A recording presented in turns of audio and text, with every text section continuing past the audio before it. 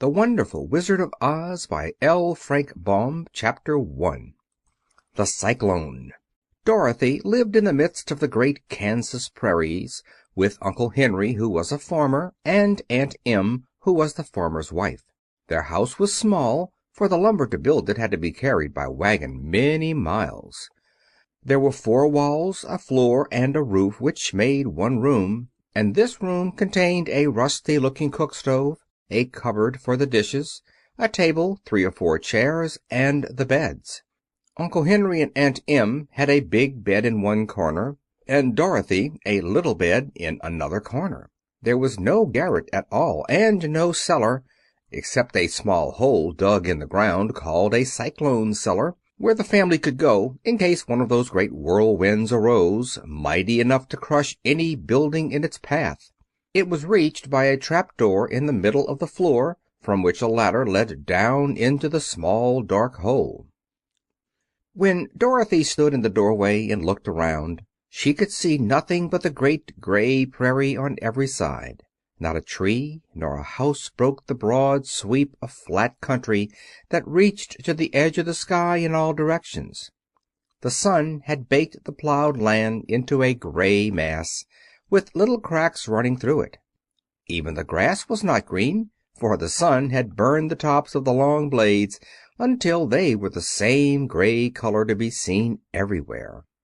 Once the house had been painted, but the sun blistered the paint and the rains washed it away, and now the house was as dull and gray as everything else. When Aunt Em came there to live, she was a young, pretty wife. The sun and wind had changed her, too. They had taken the sparkle from her eyes and left them a somber gray. They had taken the red from her cheeks and lips, and they were gray also. She was thin and gaunt, and never smiled now. When Dorothy, who was an orphan, first came to her, Aunt Em had been so startled by the child's laughter that she would scream and press her hand upon her heart whenever Dorothy's merry voice reached her ears, and she still looked at the little girl with wonder that she could find anything to laugh at. Uncle Henry never laughed.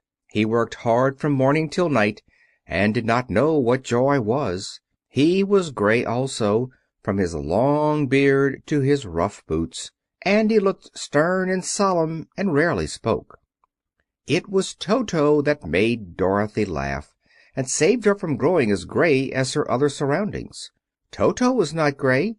He was a little black dog, with long silky hair and small black eyes that twinkled merrily on either side of his funny wee nose. Toto played all day long, and Dorothy played with him and loved him dearly. Today, however, they were not playing. Uncle Henry sat upon the doorstep and looked anxiously at the sky, which was even grayer than usual. Dorothy stood in the door with Toto in her arms, and looked at the sky too. Aunt Em was washing the dishes. From the far north they heard a low wail of the wind, and Uncle Henry and Dorothy could see where the long grass bowed in waves before the coming storm. There now came a sharp whistling in the air from the south, and as they turned their eyes that way they saw ripples in the grass coming from that direction also. Suddenly Uncle Henry stood up. "There's a cyclone comin', Em," he called to his wife. "I'll go look after the stock." Then he ran toward the sheds where the cows and horses were kept. Aunt Em dropped her work and came to the door. One glance told her of the danger close at hand. "Quick, Dorothy!" she screamed. "Run for the cellar!" Toto jumped out of Dorothy's arms and hid under the bed, and the girls started to get him. Aunt Em, badly frightened, threw open the trap-door in the floor and climbed down the ladder into the small dark hole. Dorothy caught Toto at last and started to follow her aunt. When she was halfway across the room, there came a great shriek from the wind, and the house shook so hard that she lost her footing and sat down suddenly upon the floor. Then a strange thing happened. The house whirled around 2 or 3 times and rose slowly through the air. Dorothy felt as if she were going up in a balloon. The north and south winds met where the house stood, and made it the exact center of the cyclone. In the middle of a cyclone the air is generally still, but the great pressure of the wind on every side of the house raised it up higher and higher until it was at the very top of the cyclone, and there it remained and was carried miles and miles away as easily as you could carry a feather. It was very dark, and the wind howled horribly around her, but Dorothy found she was riding quite easily. After the first few whirls around, and one other time when the house tipped badly, she felt as if she were being rocked gently like a baby in a cradle. Toto did not like it. He ran around the room, now here, now there, barking loudly, but Dorothy sat quite still on the floor and waited to see what would happen. Once Toto got too near the open trap door and fell in, and at first the little girl thought she had lost him. But soon she saw one of his ears sticking up through the hole, for the strong pressure of the air was keeping him up so that he could not fall. She crept to the hole, caught Toto by the ear, and dragged him into the room again, afterward closing the trap door so that no more accidents could happen.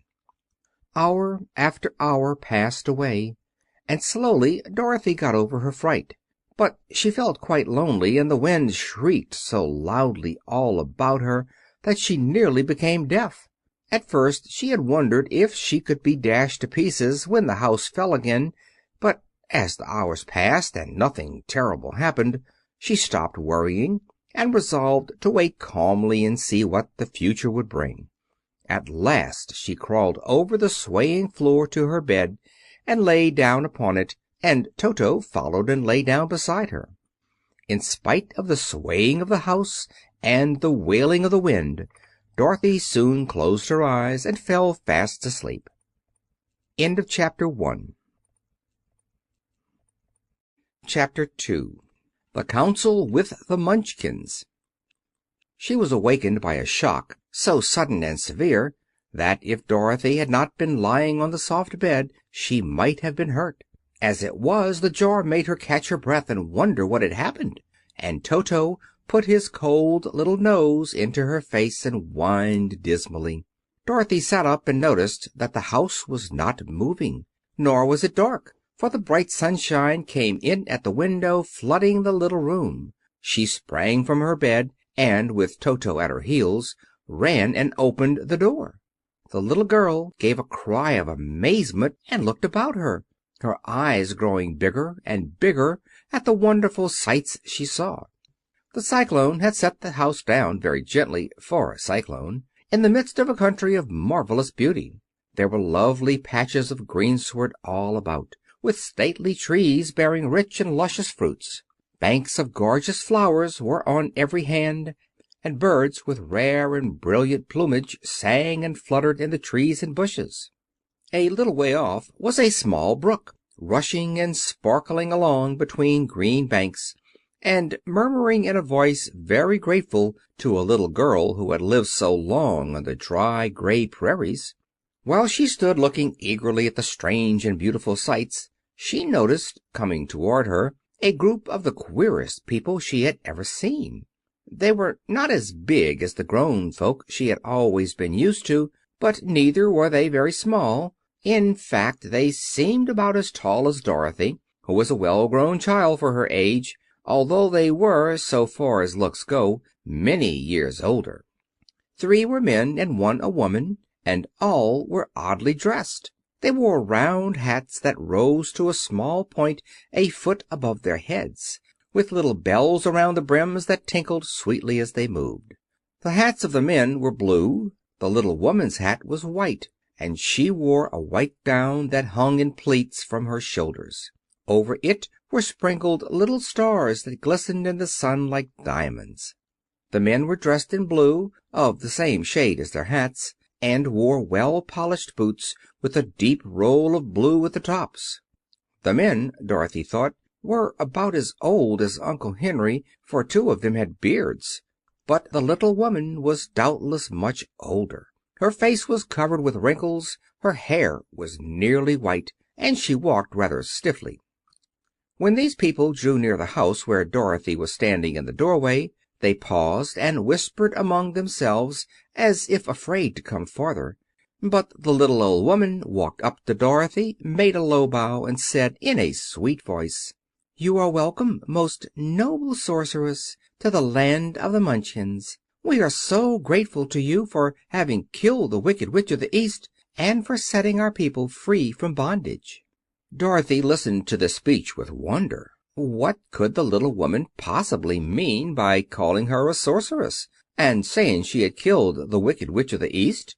Dorothy was an innocent, harmless little girl who had been carried by a cyclone many miles from home, and she had never killed anything in all her life.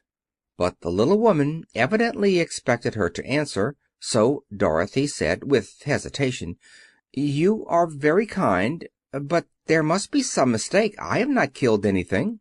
"Your house did, anyway," replied the little old woman with a laugh. "And that is the same thing. See," she continued, pointing to the corner of the house. "There are her 2 feet still sticking out from under a block of wood." Dorothy looked and gave a little cry of fright. There, indeed, just under the corner of the great beam the house rested on, 2 feet were sticking out, shod in silver shoes with pointed toes. "Oh dear!" cried Dorothy, clasping her hands together in dismay. "The house must have fallen on her. Whatever shall we do?" "There is nothing to be done," said the little woman calmly. "But who was she?" asked Dorothy. "She was the Wicked Witch of the East, as I said," answered the little woman. "She has held all the Munchkins in bondage for many years, making them slave for her night and day. Now they are all free, and are grateful to you for the favor." "Who are the Munchkins?" inquired Dorothy. "They are the people who live in this land of the East, where the Wicked Witch ruled." "Are you a Munchkin?" asked Dorothy. "No, but I am their friend, although I live in the land of the North. When they saw the Witch of the East was dead, the Munchkins sent a swift messenger to me, and I came at once. I am the Witch of the North." "Oh, gracious!" cried Dorothy. "Are you a real witch?" "Yes, indeed," answered the little woman. "But I am a good witch, and the people love me. I am not so powerful as the Wicked Witch was who ruled here, or I should have set the people free myself."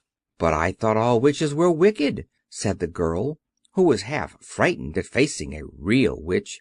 "Oh, no, that is a great mistake. There were only 4 witches in all the land of Oz, and 2 of them, those who live in the North and the South, are good witches.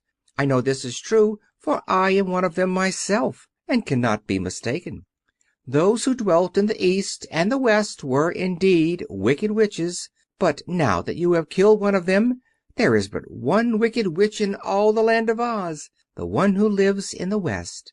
"But," said Dorothy, with a moment's thought, "Aunt Em has told me that the witches were all dead years and years ago." "Who is Aunt Em?" inquired the little old woman. "She is my aunt who lives in Kansas, where I come from." The Witch of the North seemed to think for a time, with her head bowed and her eyes upon the ground. Then she looked up and said, "I do not know where Kansas is, for I have never heard that country mentioned before. But tell me, is it a civilized country?" "Oh, yes," replied Dorothy. "Then that accounts for it. In the civilized countries I believe there are no witches left, nor wizards, nor sorceresses, nor magicians. But you see, the land of Oz has never been civilized, for we are cut off from all the rest of the world. Therefore we still have witches and wizards amongst us." "Who are the wizards?" asked Dorothy. "Oz himself is the great wizard," answered the witch, sinking her voice to a whisper. "He is more powerful than all the rest of us together. He lives in the City of Emeralds." Dorothy was going to ask another question, but just then the Munchkins, who had been standing silently by, gave a loud shout and pointed to the corner of the house where the Wicked Witch had been lying. "What is it?" asked the little old woman, and looked and began to laugh. The feet of the dead witch had disappeared entirely, and nothing was left but the silver shoes. "She was so old," explained the Witch of the North, "that she dried up quickly in the sun. that is the end of her. But the silver shoes are yours, and you shall have them to wear." She reached down and picked up the shoes, and after shaking the dust out of them, handed them to Dorothy. "The Witch of the East was proud of those silver shoes," said one of the Munchkins, "and there is some charm connected with them, but what it is we never knew." Dorothy carried the shoes into the house and placed them on the table. Then she came out again to the Munchkins and said, "I am anxious to get back to my aunt and uncle, for I am sure they will worry about me. Can you help me find my way?" The Munchkins and the Witch first looked at one another, and then at Dorothy, and then shook their heads. "At the East, not far from here," said one, "there is a great desert, and no one could live to cross it." "It is the same at the South," said another, "for I have been there and seen it. The South is the country of the Quadlings." "I am told," said the third man, "that it is the same at the West, and that country where the Winkies live is ruled by the Wicked Witch of the West, who would make you her slave if you passed her way." "The North is my home," said the old lady, "and at its edge is the same great desert that surrounds this land of Oz. I'm afraid, my dear, you will have to live with us." Dorothy began to sob at this, for she felt lonely among all these strange people. Her tears seemed to grieve the kind-hearted Munchkins, for they immediately took out their handkerchiefs and began to weep also. As for the little old woman, she took off her cap and balanced the point on the end of her nose while she counted 1, 2, 3 in a solemn voice.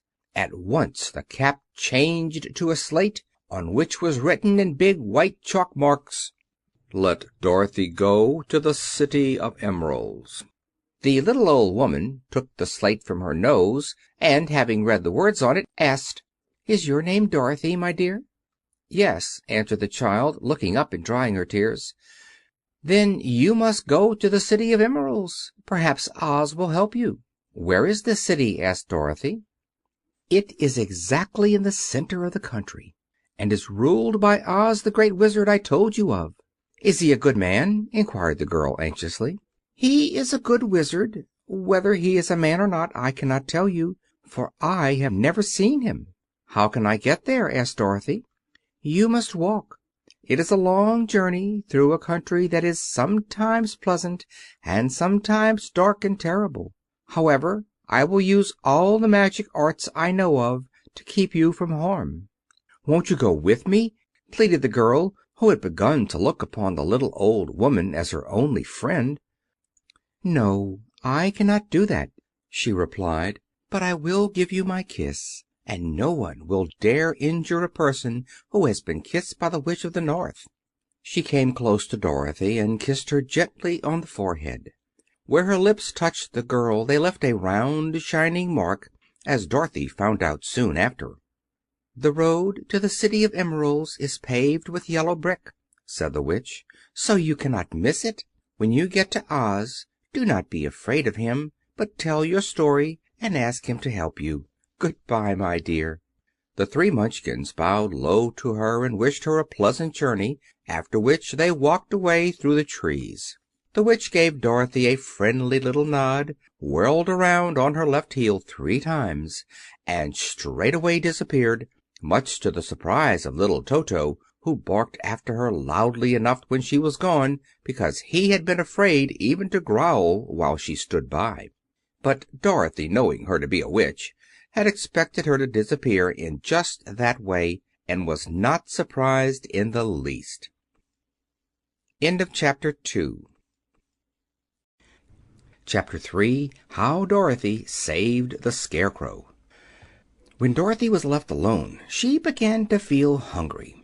So she went to the cupboard and cut herself some bread, which she spread with butter.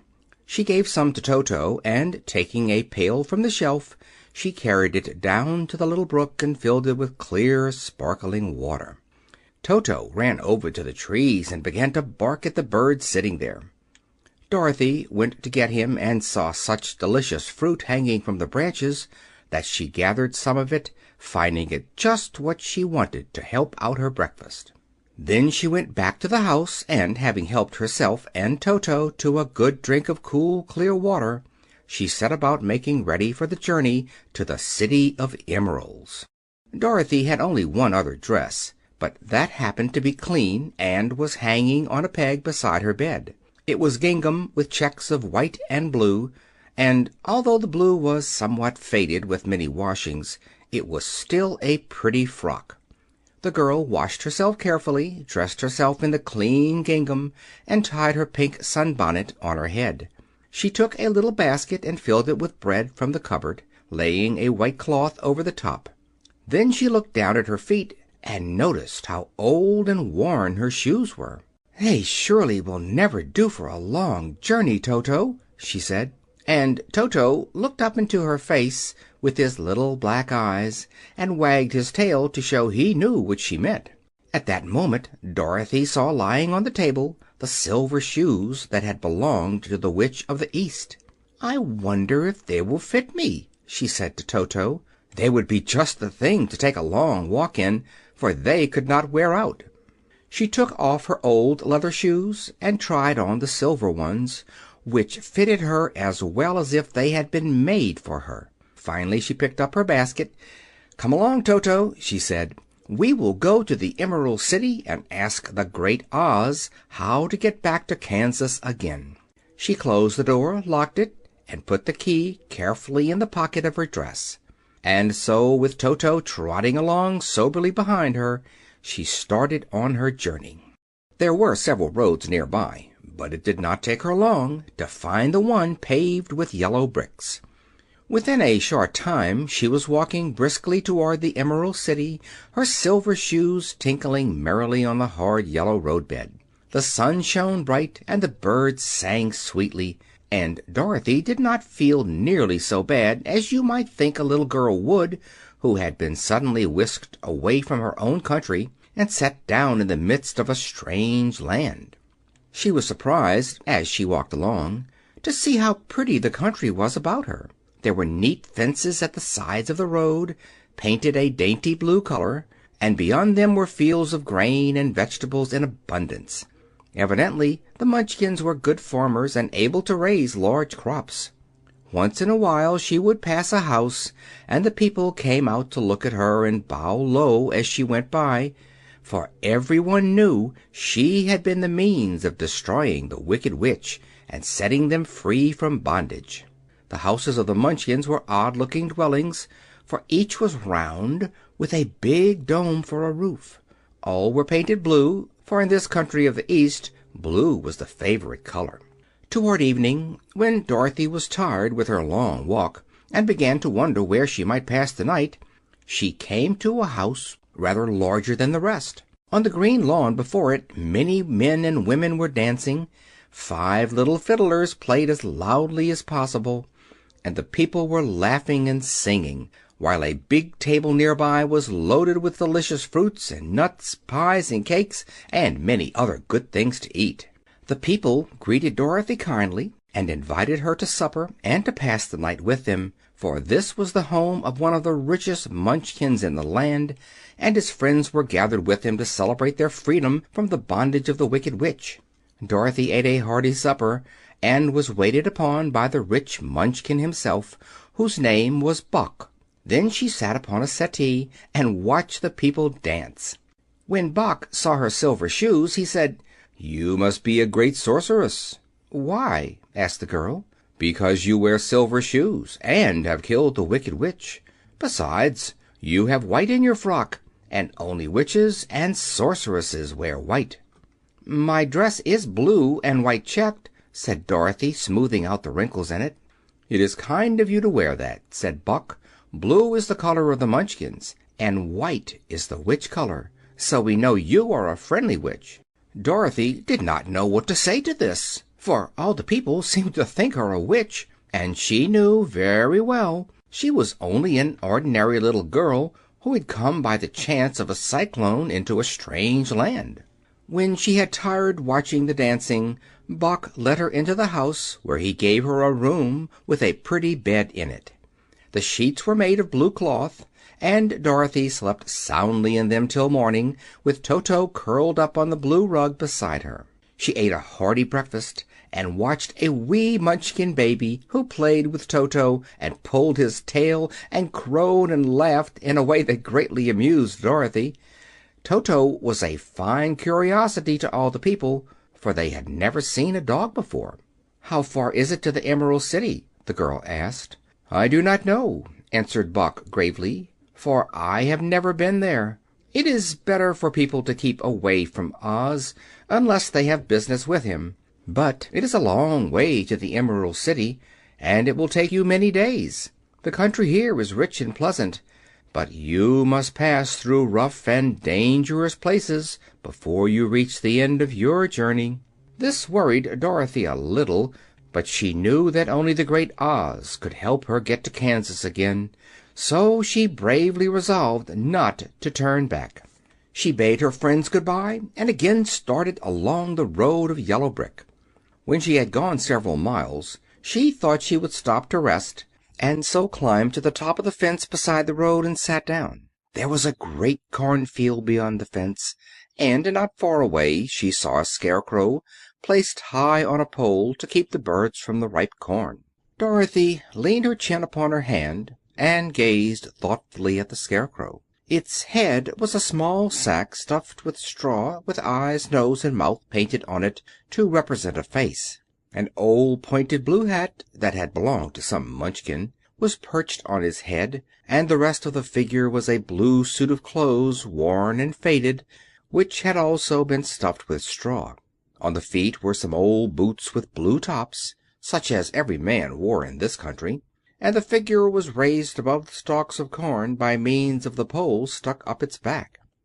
While Dorothy was looking earnestly into the queer painted face of the Scarecrow, she was surprised to see one of the eyes slowly wink at her. She thought she must have been mistaken at first, for none of the Scarecrows in Kansas ever wink, but presently the figure nodded its head to her in a friendly way.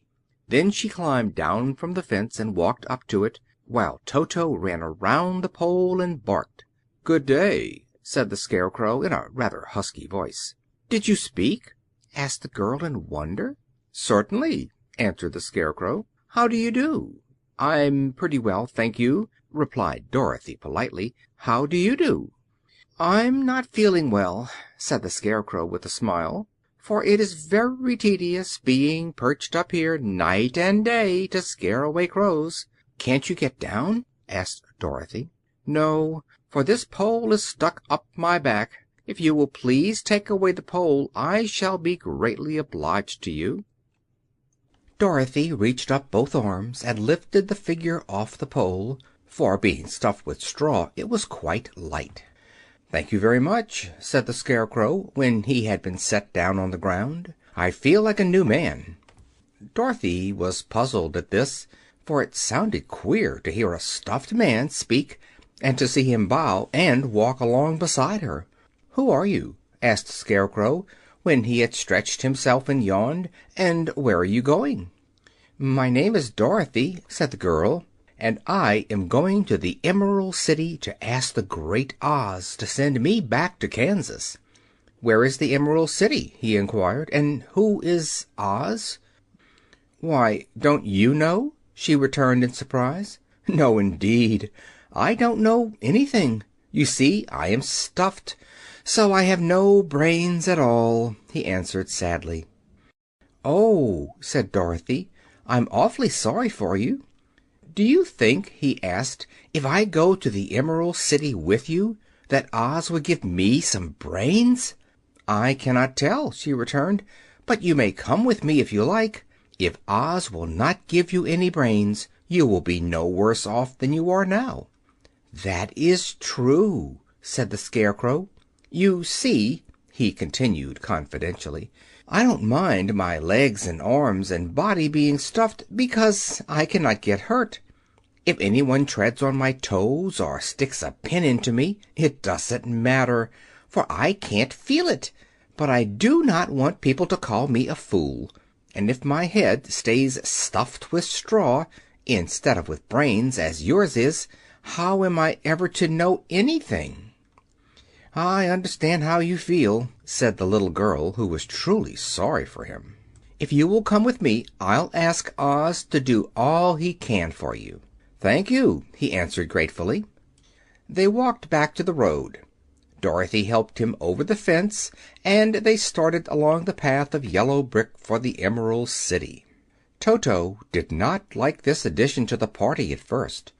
He smelled around the stuffed man as if he suspected there might be a nest of rats in the straw, and he often growled in an unfriendly way at the Scarecrow.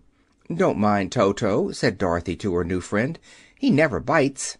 "Oh, I'm not afraid," replied the Scarecrow. "He can't hurt the straw. Do let me carry that basket for you. I shall not mind it, for I can't get tired. I'll tell you a secret," he continued as he walked along. "There is only one thing in the world I am afraid of." "What is that?" asked Dorothy. "The Munchkin farmer who made you?" "No," answered the Scarecrow. "It is a lighted match." End of chapter 3. Chapter 4. The Road Through the Forest. After a few hours the road began to be rough, and the walking grew so difficult that the Scarecrow often stumbled over the yellow bricks, which were here very uneven. Sometimes, indeed, they were broken or missing altogether, leaving holes that Toto jumped across and Dorothy walked around. As for the Scarecrow, having no brains, he walked straight ahead, and so stepped into the holes and fell at full length on the hard bricks. It never hurt him, however, and Dorothy would pick him up and set him upon his feet again, while he joined her in laughing merrily at his own mishap. The farms were not nearly so well cared for here as they were farther back. There were fewer houses and fewer fruit trees, and the farther they went the more dismal and lonesome the country became. At noon they sat down by the roadside, near a little brook, and Dorothy opened her basket and got out some bread. She offered a piece to the Scarecrow, but he refused. "I am never hungry," he said, "and it is a lucky thing I am not, for my mouth is only painted, and if I should cut a hole in it so I could eat, the straw I am stuffed with would come out, and that would spoil the shape of my head." Dorothy saw at once that this was true, so she only nodded and went on eating her bread. "Tell me something about yourself and the country you came from," said the Scarecrow, when she had finished her dinner. So she told him all about Kansas, and how gray everything was there, and how the cyclone had carried her to this queer land of Oz. The Scarecrow listened carefully and said, "I cannot understand why you should wish to leave this beautiful country and go back to the dry, gray place you call Kansas." "That is because you have no brains," answered the girl. "No matter how dreary and gray our homes are, we people of flesh and blood would rather live there than in any other country, be it ever so beautiful. There is no place like home." The Scarecrow sighed. "Of course, I cannot understand it," he said. "If your heads were stuffed with straw, like mine, you would probably all live in the beautiful places, and then Kansas would have no people at all. It is fortunate for Kansas that you have brains." "Won't you tell me a story while we are resting?" asked the child. The Scarecrow looked at her reproachfully and answered, "My life has been so short that I really know nothing whatever. I was only made day before yesterday. What happened in the world before that time is all unknown to me. Luckily, when the farmer made my head, one of the first things he did was to paint my ears, so that I heard what was going on. There was another Munchkin with him, and the first thing I heard was the farmer saying, 'How do you like those ears?' 'They aren't straight,' answered the other. 'Never mind,' said the farmer. 'They are ears just the same,' which was true enough. 'Now I'll make the eyes,' said the farmer. So he painted my right eye, and as soon as it was finished I found myself looking at him and everything around me with a great deal of curiosity, for this was my first glimpse of the world. 'That's a rather pretty eye,' remarked the Munchkin, who was watching the farmer. Blue paint is just the color for eyes." "I think I'll make the other a little bigger," said the farmer. And when the second eye was done I could see much better than before. Then he made my nose and my mouth. But I did not speak, because at that time I didn't know what a mouth was for. I had the fun of watching them make my body and my arms and legs, and when they fastened on my head at last I felt very proud, for I thought I was just as good a man as anyone. "This fellow will scare the crows fast enough," said the farmer. "He looks just like a man." "Why, he is a man," said the other, and I quite agreed with him. The farmer carried me under his arm to the cornfield and set me up on a tall stick where you found me. He and his friend soon after walked away and left me alone. I did not like to be deserted this way, so I tried to walk after them, but my feet would not touch the ground, and I was forced to stay on that pole. It was a lonely life to lead, for I had nothing to think of, having been made such a little while before. Many crows and other birds flew into the cornfield, but as soon as they saw me they flew away again, thinking I was a Munchkin, and this pleased me and made me feel that I was quite an important person. By and by an old crow flew near me, and after looking at me carefully he perched on my shoulder and said, "I wonder if that farmer thought to fool me in this clumsy manner? Any crow of sense could see that you were only stuffed with straw." Then he hopped down at my feet and ate all the corn he wanted. The other birds, seeing he was not harmed by me, came to eat the corn too, so in a short time there was a great flock of them about me. I felt sad at this, for it showed I was not such a good scarecrow after all.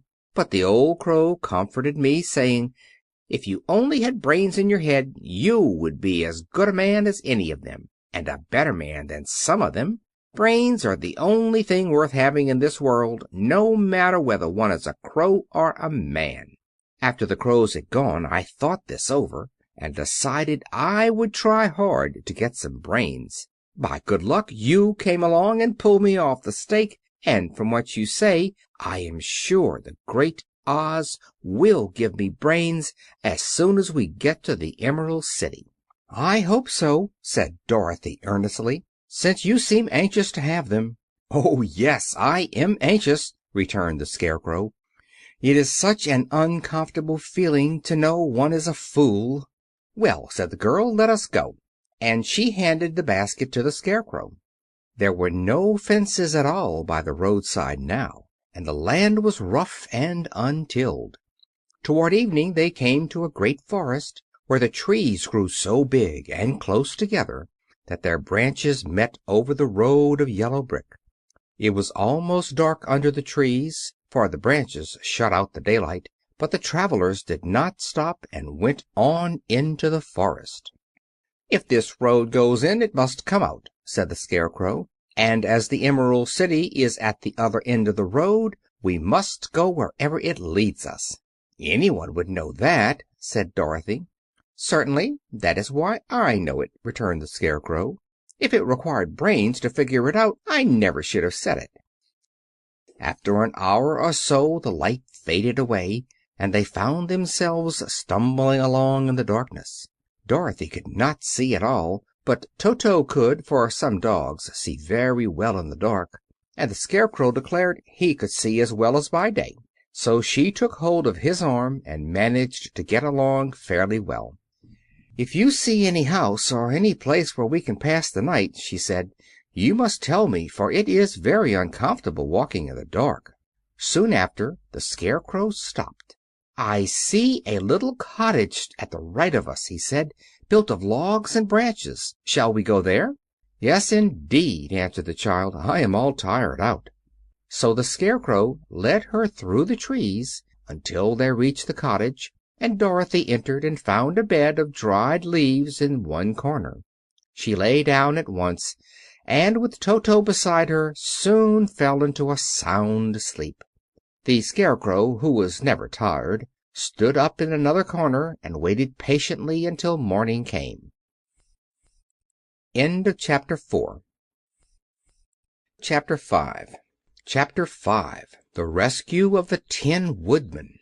When Dorothy awoke, the sun was shining through the trees, and Toto had long been out chasing birds around him and squirrels. She sat up and looked around her. Scarecrow still standing patiently in his corner, waiting for her. "We must go and search for water," she said to him. "Why do you want water?" he asked. "To wash my face clean after the dust of the road, and to drink, so the dry bread will not stick in my throat." "It must be inconvenient to be made of flesh," said the Scarecrow thoughtfully, "for you must sleep and eat and drink. However, you have brains, and it is worth a lot of bother to be able to think properly." They left the cottage and walked through the trees until they found a little spring of clear water, where Dorothy drank and bathed and ate her breakfast. She saw there was not much bread left in the basket, and the girl was thankful the Scarecrow did not have to eat anything, for there was scarcely enough for herself and Toto for the day. When she had finished her meal and was about to go back to the road of yellow brick, she was startled to hear a deep groan near by. "What was that?" she asked timidly. "I cannot imagine," replied the Scarecrow, "but we can go and see." Just then another groan reached their ears, and the sound seemed to come from behind them. They turned and walked through the forest a few steps, when Dorothy discovered something shining in a ray of sunshine that fell between the trees. She ran to the place and then stopped short with a little cry of surprise. One of the big trees had been partly chopped through, and standing beside it, with an uplifted axe in his hands, was a man made entirely of tin.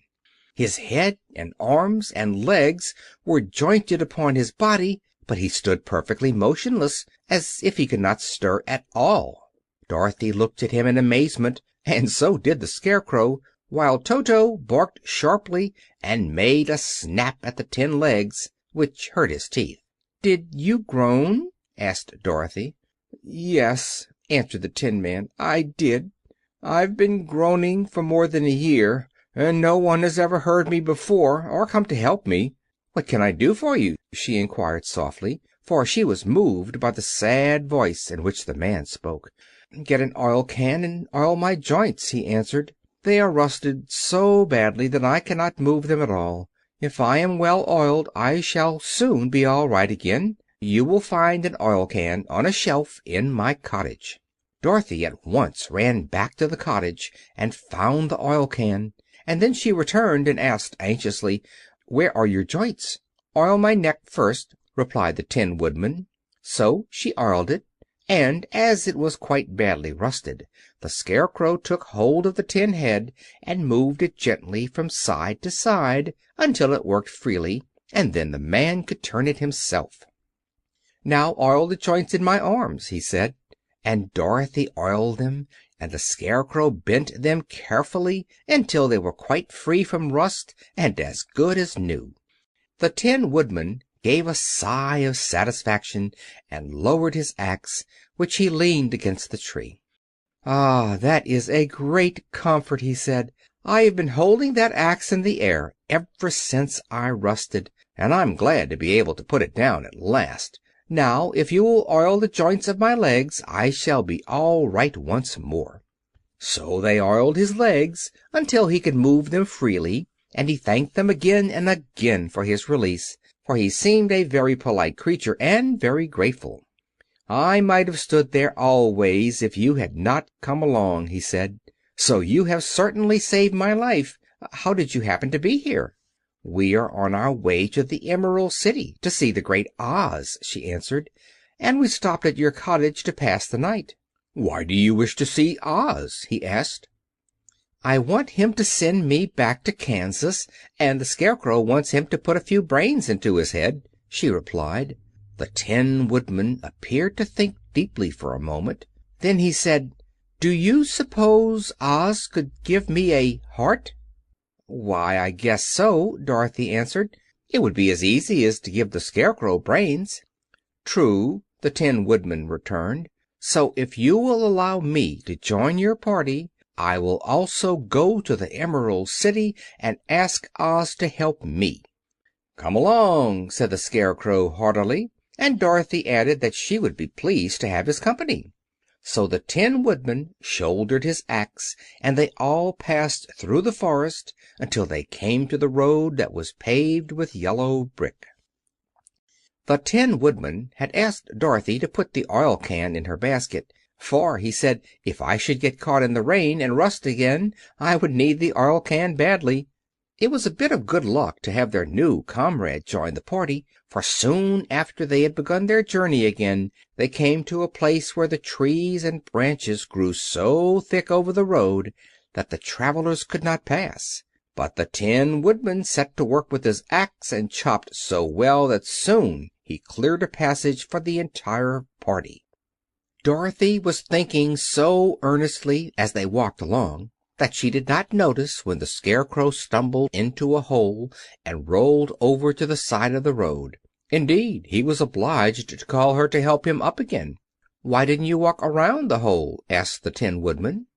"I don't know enough," replied the Scarecrow cheerfully. "My head is stuffed with straw, you know, and that is why I am going to Oz to ask him for some brains." "Oh, I see," said the Tin Woodman. "But after all, brains are not the best things in the world." "Have you any?" inquired the Scarecrow. "No, my head is quite empty," answered the Woodman. "But once I had brains, and a heart also, so having tried them both, I should much rather have a heart." "And why is that?" asked the Scarecrow. "I will tell you my story, and then you will know." So while they were walking through the forest, the Tin Woodman told the following story. "I was born the son of a woodman who chopped down trees in the forest and sold the wood for a living. When I grew up, I too became a wood chopper, and after my father died I took care of my old mother as long as she lived. Then I made up my mind that instead of living alone I would marry, so that I might not become lonely. There was one of the Munchkin girls who was so beautiful that I soon grew to love her with all my heart. She, on her part, promised to marry me as soon as I could earn enough money to build a better house for her. So I set to work harder than ever. But the girl lived with an old woman who did not want her to marry anyone, for she was so lazy she wished the girl to remain with her and do the cooking and the housework. So the old woman went to the Wicked Witch of the East and promised her 2 sheep and a cow if she would prevent the marriage. Thereupon the Wicked Witch enchanted my axe, and when I was chopping away at my best one day, for I was anxious to get the new house and my wife as soon as possible, the axe slipped all at once and cut off my left leg. This at first seemed a great misfortune, for I knew a one-legged man could not do very well as a wood chopper. So I went to a tinsmith and had him make me a new leg out of tin. The leg worked very well once I was used to it. But my action angered the Wicked Witch of the East, for she had promised the old woman I should not marry the pretty Munchkin girl. When I began chopping again, my axe slipped and cut off my right leg. Again I went to the tinsmith, and again he made me a leg out of tin. After this the enchanted axe cut off my arms one after the other, but nothing daunted, I had them replaced with tin ones. The Wicked Witch then made the axe slip and cut off my head, and at first I thought that was the end of me, but the tinsmith happened to come along, and he made me a new head out of tin. I thought I had beaten the Wicked Witch then, and I worked harder than ever, but I little knew how cruel my enemy could be. She thought of a new way to kill my love for the beautiful Munchkin maiden, and made my axe slip again, so that it cut right through my body, splitting me into 2 halves. Once more the tinsmith came to my help, and made me a body of tin, fastening my tin arms and legs and head to it by means of joints, so that I could move around as well as ever. But, alas! I had now no heart, so that I lost all my love for the Munchkin girl, and did not care whether I married her or not. I suppose she is still living with the old woman, waiting for me to come after her. My body shone so brightly in the sun that I felt very proud of it, and it did not matter now if my axe slipped, for it could not cut me. There was only one danger, that my joints would rust. But I kept an oil can in my cottage and took care to oil myself whenever I needed it. However, there came a day when I forgot to do this, and being caught in a rainstorm, before I thought of the danger my joints had rusted, and I was left to stand in the woods until you came to help me. It was a terrible thing to undergo, but during the year I stood there I had time to think that the greatest loss I had known was the loss of my heart. While I was in love I was the happiest man on earth, but no one can love who has not a heart, and so I am resolved to ask Oz to give me one. If he does, I will go back to the Munchkin maiden and marry her." Both Dorothy and the Scarecrow had been greatly interested in the story of the Tin Woodman, and now they knew why he was so anxious to get a new heart. "All the same," said the Scarecrow, "I shall ask for brains instead of a heart, for a fool would not know what to do with a heart if he had one." "I shall take the heart," returned the Tin Woodman, "for brains do not make one happy, and happiness is the best thing in the world." Dorothy did not say anything, for she was puzzled to know which of her two friends was right, and she decided if she could only get back to Kansas and Aunt Em, it did not matter so much whether the Woodman had no brains and the Scarecrow no heart, or each got what he wanted. What worried her most was that the bread was nearly gone, and another meal for herself and Toto would empty the basket. To be sure, neither the Woodman nor the Scarecrow ever ate anything, but she was not made of tin or straw, and could not live unless she was fed. End of Chapter 5. Chapter 6. The Cowardly Lion. All this time Dorothy and her companions had been walking through the thick woods. The road was paved with yellow brick, but these were much covered by dried branches and dead leaves from trees, and the walking was not at all good. There were few birds in this part of the forest, for birds love the open country where there is plenty of sunshine. But now and then there came a deep growl from some wild animal hidden among the trees. These sounds made the little girl's heart beat fast, for she did not know what made them. But Toto knew, and he walked close to Dorothy's side and did not even bark in return. "How long will it be," the child asked of the Tin Woodman, "before we are out of the forest?" "I cannot tell," was the answer, "for I have never been to the Emerald City.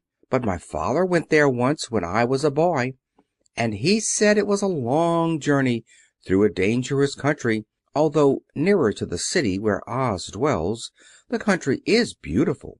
But I am not afraid, so long as I have my oil can, and nothing can hurt the Scarecrow, while you bear upon your forehead the mark of the Good Witch's kiss, and that will protect you from harm." "But Toto," said the girl anxiously, "what will protect him?" "We must protect him ourselves if he is in danger," replied the Tin Woodman. Just as he spoke, there came from the forest a terrible roar, and the next moment a great lion bounded into the road.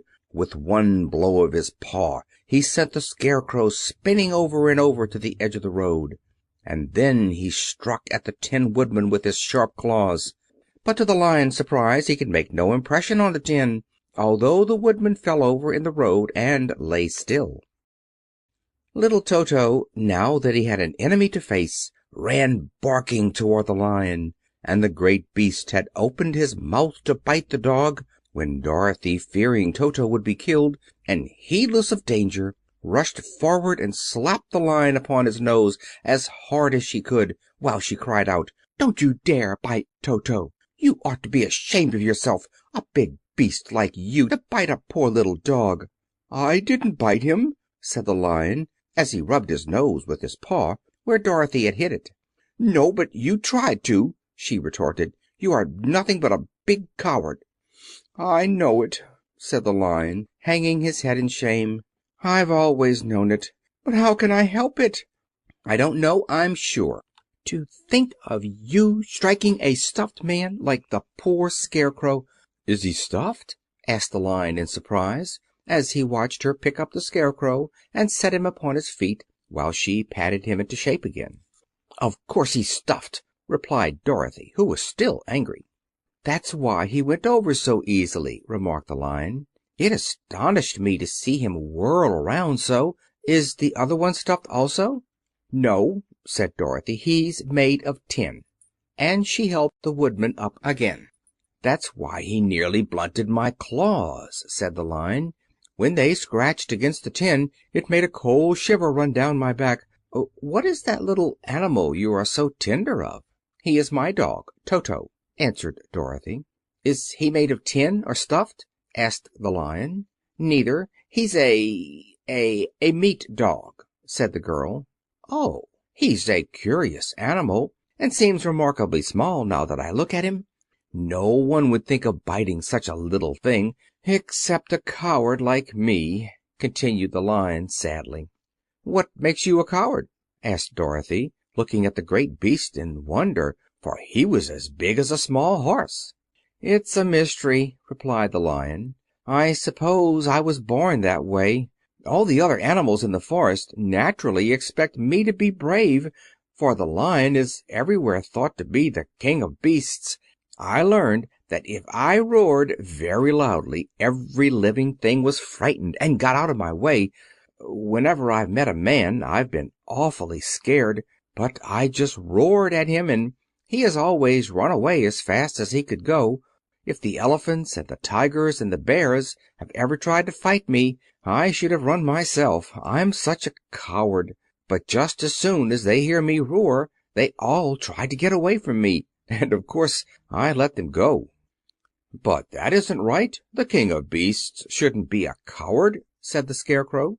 "I know it," returned the Lion, wiping a tear from his eye with the tip of his tail. "It is my great sorrow, and makes my life very unhappy. But whenever there is danger my heart begins to beat fast." "Perhaps you have a heart disease," said the Tin Woodman. "It may be," said the Lion. "If you have," continued the Tin Woodman, "you ought to be glad, for it proves you have a heart. For my part, I have no heart, so I cannot have heart disease." "Perhaps," said the Lion thoughtfully, "if I had no heart I should not be a coward." "Have you brains?" asked the Scarecrow. "I suppose so. I've never looked to see," replied the Lion.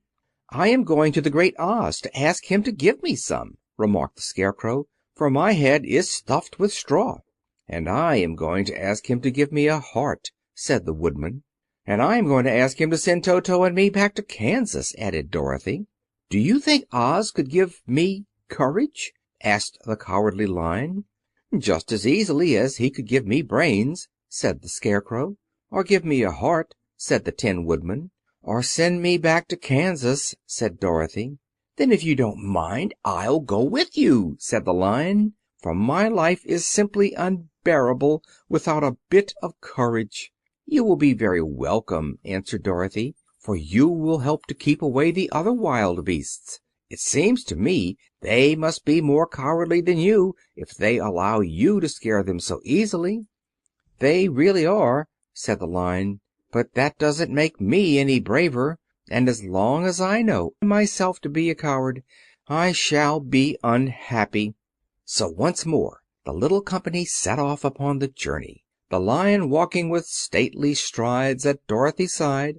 Toto did not approve this new comrade at first, for he could not forget how nearly he had been crushed between the Lion's great jaws. But after a time he became more at ease, and presently Toto and the Cowardly Lion had grown to be good friends. During the rest of that day there was no other adventure to mar the peace of their journey. Once, indeed, the Tin Woodman stepped upon a beetle that was crawling along the road, and killed the poor little thing. This made the Tin Woodman very unhappy, for he was always careful not to hurt any living creature, and as he walked along he wept several tears of sorrow and regret. These tears ran slowly down his face and over the hinges of his jaw, and there they rusted. When Dorothy presented him a question, the Tin Woodman could not open his mouth, for his jaws were tightly rusted together. He became greatly frightened at this, and made many motions to Dorothy to relieve him, but she could not understand. The Lion was also puzzled to know what was wrong, but the Scarecrow seized the oil can from Dorothy's basket and oiled the Woodman's jaws, so that after a few moments he could talk as well as before. "This will serve me a lesson," said he, "to look where I step, for if I should kill another bug or beetle I should surely cry again, and crying rusts my jaws so that I cannot speak." Thereafter he walked very carefully, with his eyes on the road, and when he saw a tiny ant toiling by he would step over it so as not to harm it. The Tin Woodman knew very well he had no heart, and therefore he took great care never to be cruel or unkind to anything. "You people with hearts," he said, "have something to guide you, and need never do wrong. But I have no heart, and so I must be very careful. When Oz gives me a heart, of course, I needn't mind so much." Chapter 7. The Journey to the Great Oz. They were obliged to camp out that night under a large tree in the forest, for there were no houses near. The tree made a good thick covering to protect them from the dew, and the Tin Woodman chopped a great pile of wood with his axe, and Dorothy built a splendid fire that warmed her and made her feel less lonely. She and Toto ate the last of their bread, and now she did not know what they would do for breakfast. "If you wish," said the Lion, "I will go into the forest and kill a deer for you. You can roast it by the fire, since your tastes are so peculiar that you prefer cooked food, and then you will have a very good breakfast." "Don't, please don't," begged the Tin Woodman. "I should certainly weep if you killed a poor deer, and then my jaws would rust again." But the Lion went away into the forest and found his own supper, and no one ever knew what it was, for he didn't mention it. And the Scarecrow found a tree full of nuts and filled Dorothy's basket with them, so that she would not be hungry for a long time. She thought this was very kind and thoughtful of the Scarecrow, but she laughed heartily at the awkward way in which the poor creature picked up the nuts. His padded hands were so clumsy, and the nuts were so small, that he dropped almost as many as he put in the basket. But the Scarecrow did not mind how long it took him to fill the basket, for it enabled him to keep away from the fire, as he feared a spark might get into his straw and burn him up. So he kept a good distance away from the flames, and only came near to cover Dorothy with dry leaves when she lay down to sleep. These kept her very snug and warm, and she slept soundly until morning. When it was daylight, the girl bathed her face in a little rippling brook, and soon after they all started toward the Emerald City. This was to be an eventful day for the travelers. They had hardly been walking an hour when they saw before them a great ditch that crossed the road and divided the forest as far as they could see on either side. It was a very wide ditch, and when they crept up to the edge and looked into it, they could see it was also very deep, and there were many big jagged rocks at the bottom. The sides were so steep that none of them could climb down, and for a moment it seemed that their journey must end. "What shall we do?" asked Dorothy despairingly. "I haven't the faintest idea," said the Tin Woodman, and the Lion shook his shaggy mane and looked thoughtful. But the Scarecrow said, "We cannot fly, that is certain. Neither can we climb down into this great ditch. Therefore, if we cannot jump over it, we must stop where we are." "I think I could jump over it," said the Cowardly Lion, after measuring the distance carefully in his mind. "Then we are all right," answered the Scarecrow, "for you can carry us all over on your back, one at a time." "Well, I'll try it," said the Lion. "Who will go first?" "I will," declared the Scarecrow, "for if you found that you could not jump over the gulf, Dorothy would be killed or the Tin Woodman badly dented on the rocks below. But if I am on your back it will not matter so much, for the fall would not hurt me at all." "I am terribly afraid of falling myself," said the Cowardly Lion, "but I suppose there is nothing to do but try it. So get on my back and we will make the attempt."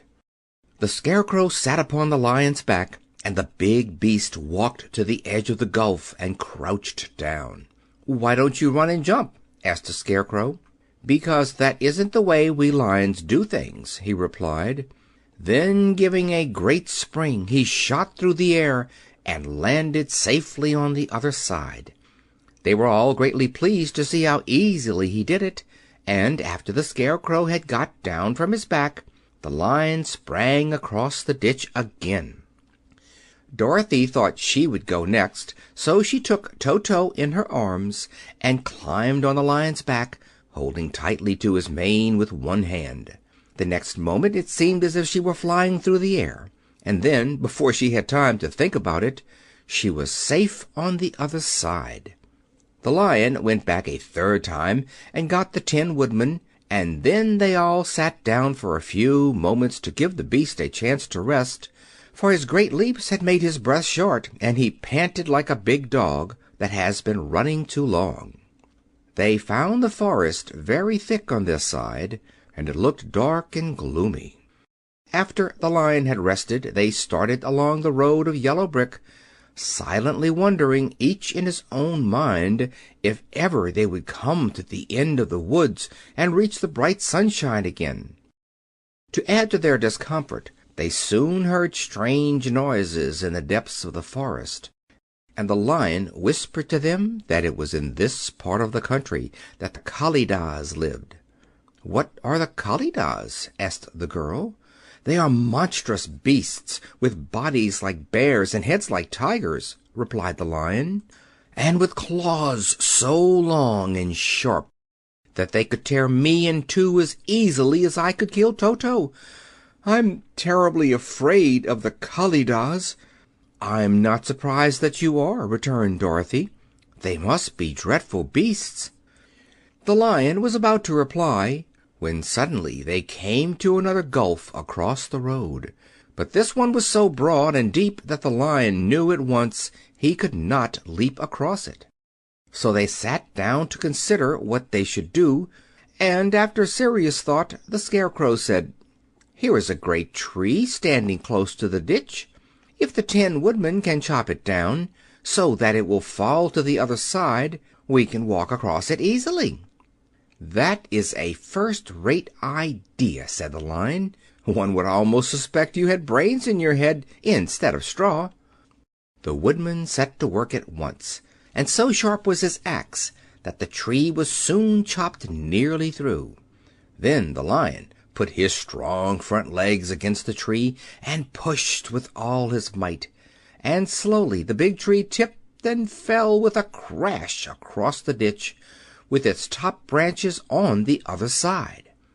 They had just started to cross this queer bridge when a sharp growl made them all look up, and to their horror they saw running toward them two great beasts with bodies like bears and heads like tigers. "They are the Kalidahs," said the Cowardly Lion, beginning to tremble. "Quick!" cried the Scarecrow, "let us cross over." So Dorothy went first, holding Toto in her arms. The Tin Woodman followed, and the Scarecrow came next.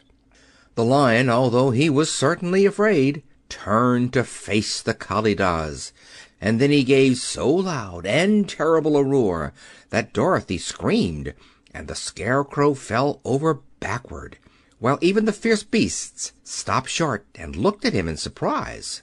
But seeing they were bigger than the Lion, and remembering that there were two of them and only one of him, the Kalidahs again rushed forward, and the Lion crossed over the tree and turned to see what they would do next. Without stopping an instant, the fierce beasts also began to cross the tree, and the Lion said to Dorothy, "We are lost, for they will surely tear us to pieces with their sharp claws. But stand close behind me, and I will fight them as long as I am alive." "Wait a minute," called the Scarecrow. He had been thinking what was best to be done, and now he asked the Woodman to chop away the end of the tree that rested on their side of the ditch. The Tin Woodman began to use his axe at once, and just as the two Kalidahs were nearly across, the tree fell with a crash into the gulf, carrying the ugly, snarling brutes with it, and both were dashed to pieces on the sharp rocks at the bottom. "Well," said the Cowardly Lion, drawing a long breath of relief, "I see we are going to live a little while longer, and I am glad of it, for it must be a very uncomfortable thing not to be alive. Those creatures frightened me so badly that my heart is beating yet." "Ah," said the Tin Woodman sadly, "I wish I had a heart to beat." This adventure made the travelers more anxious than ever to get out of the forest, and they walked so fast that Dorothy became tired and had to ride on the lion's back. To their great joy, the trees became thinner the farther they advanced, and in the afternoon they suddenly came upon a broad river flowing swiftly just before them. On the other side of the water they could see the road of yellow brick running through a beautiful country, with green meadows dotted with bright flowers, and all the road bordered with trees hanging full of delicious fruits. They were greatly pleased to see this delightful country before them. "How shall we cross the river?" asked Dorothy. "That is easily done," replied the Scarecrow. "The Tin Woodman must build us a raft so we can float to the other side." So the Woodman took his axe and began to chop down small trees to make a raft, and while he was busy at this, the Scarecrow found on the river bank a tree full of fine fruit. This pleased Dorothy, who had eaten nothing but nuts all day, and she made a hearty meal of the ripe fruit. But it takes time to make a raft, even when one is as industrious and untiring as the Tin Woodman, and when night came the work was not done. So they found a cozy place under the trees, where they slept well until the morning, and Dorothy dreamed of the Emerald City and of the Good Wizard of Oz, who would soon send her back to her own home again. End of Chapter 7. Chapter 8. The Deadly Poppy Field. Our little party of travelers awakened the next morning refreshed and full of hope, and Dorothy breakfasted like a princess off peaches and plums from the trees beside the river. Behind them was the dark forest they had passed safely through, although they had suffered many discouragements. But before them was a lovely sunny country that seemed to beckon them on to the Emerald City. To be sure, the broad river now cut them off from this beautiful land, but the raft was nearly done, and after the Tin Woodman had cut a few more logs and fastened them together with wooden pins, they were ready to start. Dorothy sat down in the middle of the raft and held Toto in her arms. When the Cowardly Lion stepped upon the raft, it tipped badly, for he was big and heavy, but the Scarecrow and the Tin Woodman stood upon the other end to steady it, and they had long poles in their hands to push the raft through the water.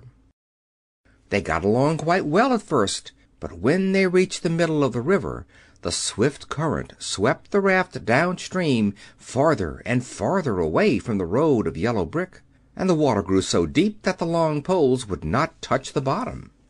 "This is bad," said the Tin Woodman, "for if we cannot get to the land we shall be carried into the country of the Wicked Witch of the West, and she will enchant us and make us her slaves." "And then I should get no brains," said the Scarecrow. "And I should get no courage," said the Cowardly Lion. "And I should get no heart," said the Tin Woodman. "And I should never get back to Kansas," said Dorothy. "We must certainly get to the Emerald City if we can," the Scarecrow continued, and he pushed so hard on his long pole that it stuck fast in the mud at the bottom of the river.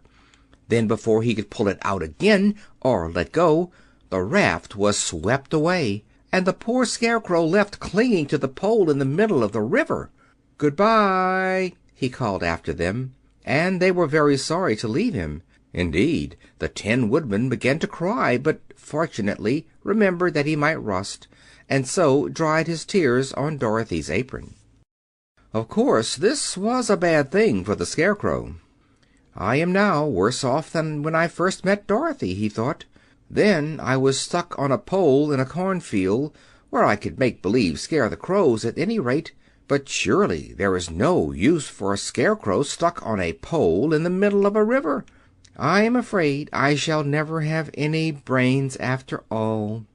Down the stream the raft floated, and the poor Scarecrow was left far behind. Then the Lion said, "Something must be done to save us. I think I can swim to the shore and pull the raft after me, if you will only hold fast to the tip of my tail." So he sprang into the water, and the Tin Woodman caught fast hold of his tail. Then the Lion began to swim with all his might toward the shore. It was hard work, although he was so big, but by and by they were drawn out of the current, and then Dorothy took the Tin Woodman's long pole and helped push the raft to the land. They were all tired out when they reached the shore at last, and stepped off upon the pretty green grass, and they also knew that the stream had carried them a long way past the road of yellow brick that led to the Emerald City. "What shall we do now?" asked the Tin Woodman, as the Lion lay down on the grass to let the sun dry him. "We must get back to the road in some way," said Dorothy. "The best plan will be to walk along the river bank until we come to the road again," remarked the Lion. So when they were rested, Dorothy picked up her basket, and they started along the grassy bank to the road from which the river had carried them. It was a lovely country, with plenty of flowers and fruit trees and sunshine to cheer them, and had they not felt so sorry for the poor Scarecrow, they could have been very happy. They walked along as fast as they could, Dorothy only stopping once to pick a beautiful flower, and after a time the Tin Woodman cried out, "Look!" Then they all looked at the river and saw the Scarecrow perched upon his pole in the middle of the water, looking very lonely and sad. "What can we do to save him?" asked Dorothy. The Lion and the Woodman both shook their heads, for they did not know. So they sat down upon the bank and gazed wistfully at the Scarecrow until a stork flew by, who, upon seeing them, stopped to rest at the water's edge. "Who are you, and where are you going?" asked the stork. "I am Dorothy," answered the girl, "and these are my friends, the Tin Woodman and the Cowardly Lion, and we are going to the Emerald City." "This isn't the road," said the stork, as she twisted her long neck and looked sharply at the queer party. "I know it," returned Dorothy, "but we have lost the Scarecrow and are wondering how we shall get him again." "Where is he?" asked the stork. "Over there, in the river," answered the little girl.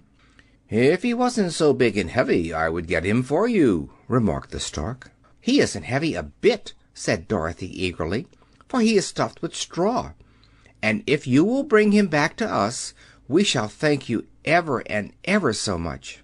"Well, I'll try," said the stork, "but if I find he is too heavy to carry, I shall have to drop him in the river again." So the big bird flew into the air and over the water till she came to where the Scarecrow was perched upon his pole. Then the stork, with her great claws, grabbed the Scarecrow by the arm and carried him up into the air and back to the bank, where Dorothy and the Lion and the Tin Woodman and Toto were sitting. When the Scarecrow found himself among his friends again, he was so happy that he hugged them all, even the Lion and Toto. And as they walked along, he sang "To-de-ri-o-do" at every step. He felt so gay. "I was afraid I should have to stay in that river forever," he said, "but the kind stork saved me, and if I ever get any brains I shall find the stork again and do her some kindness in return." "That's all right," said the stork, who was flying along beside them. "I always like to help anyone in trouble. But I must go now, for my babies are waiting in the nest for me. I hope you will find the Emerald City, and that Oz will help you." "Thank you," replied Dorothy, and then the kind stork flew into the air and was soon out of sight. They walked along, listening to the singing of the brightly colored birds, and looking at the lovely flowers, which now became so thick that the ground was carpeted with them. There were big yellow and white and blue and purple blossoms, beside great clusters of scarlet poppies, which were so brilliant in color they almost dazzled Dorothy's eyes. "Aren't they beautiful?" the girl asked, as she breathed in the spicy scent of the bright flowers. "I suppose so," answered the Scarecrow. "When I have brains I shall probably like them better." "If I only had a heart I should love them," added the Tin Woodman. "I always did like flowers," said the Lion. "They seem so helpless and frail, but there are none in the forest so bright as these." They now came upon more and more of the big scarlet poppies, and fewer of the other flowers, and soon they found themselves in the midst of a great meadow of poppies. Now, it is well known that when there are many of these flowers together, their odor is so powerful that anyone who breathes it falls asleep, and if the sleeper is not carried away from the scent of the flowers, he sleeps on and on forever. But Dorothy did not know this, nor could she get away from the bright red flowers that were everywhere about. So presently her eyes grew heavy, and she felt she must sit down to rest and to sleep. But the Tin Woodman would not let her do this. "We must hurry and get back to the road of yellow brick before dark," he said, and the Scarecrow agreed with him. So they kept walking until Dorothy could stand no longer. Her eyes closed in spite of herself, and she forgot where she was and fell among the poppies fast asleep.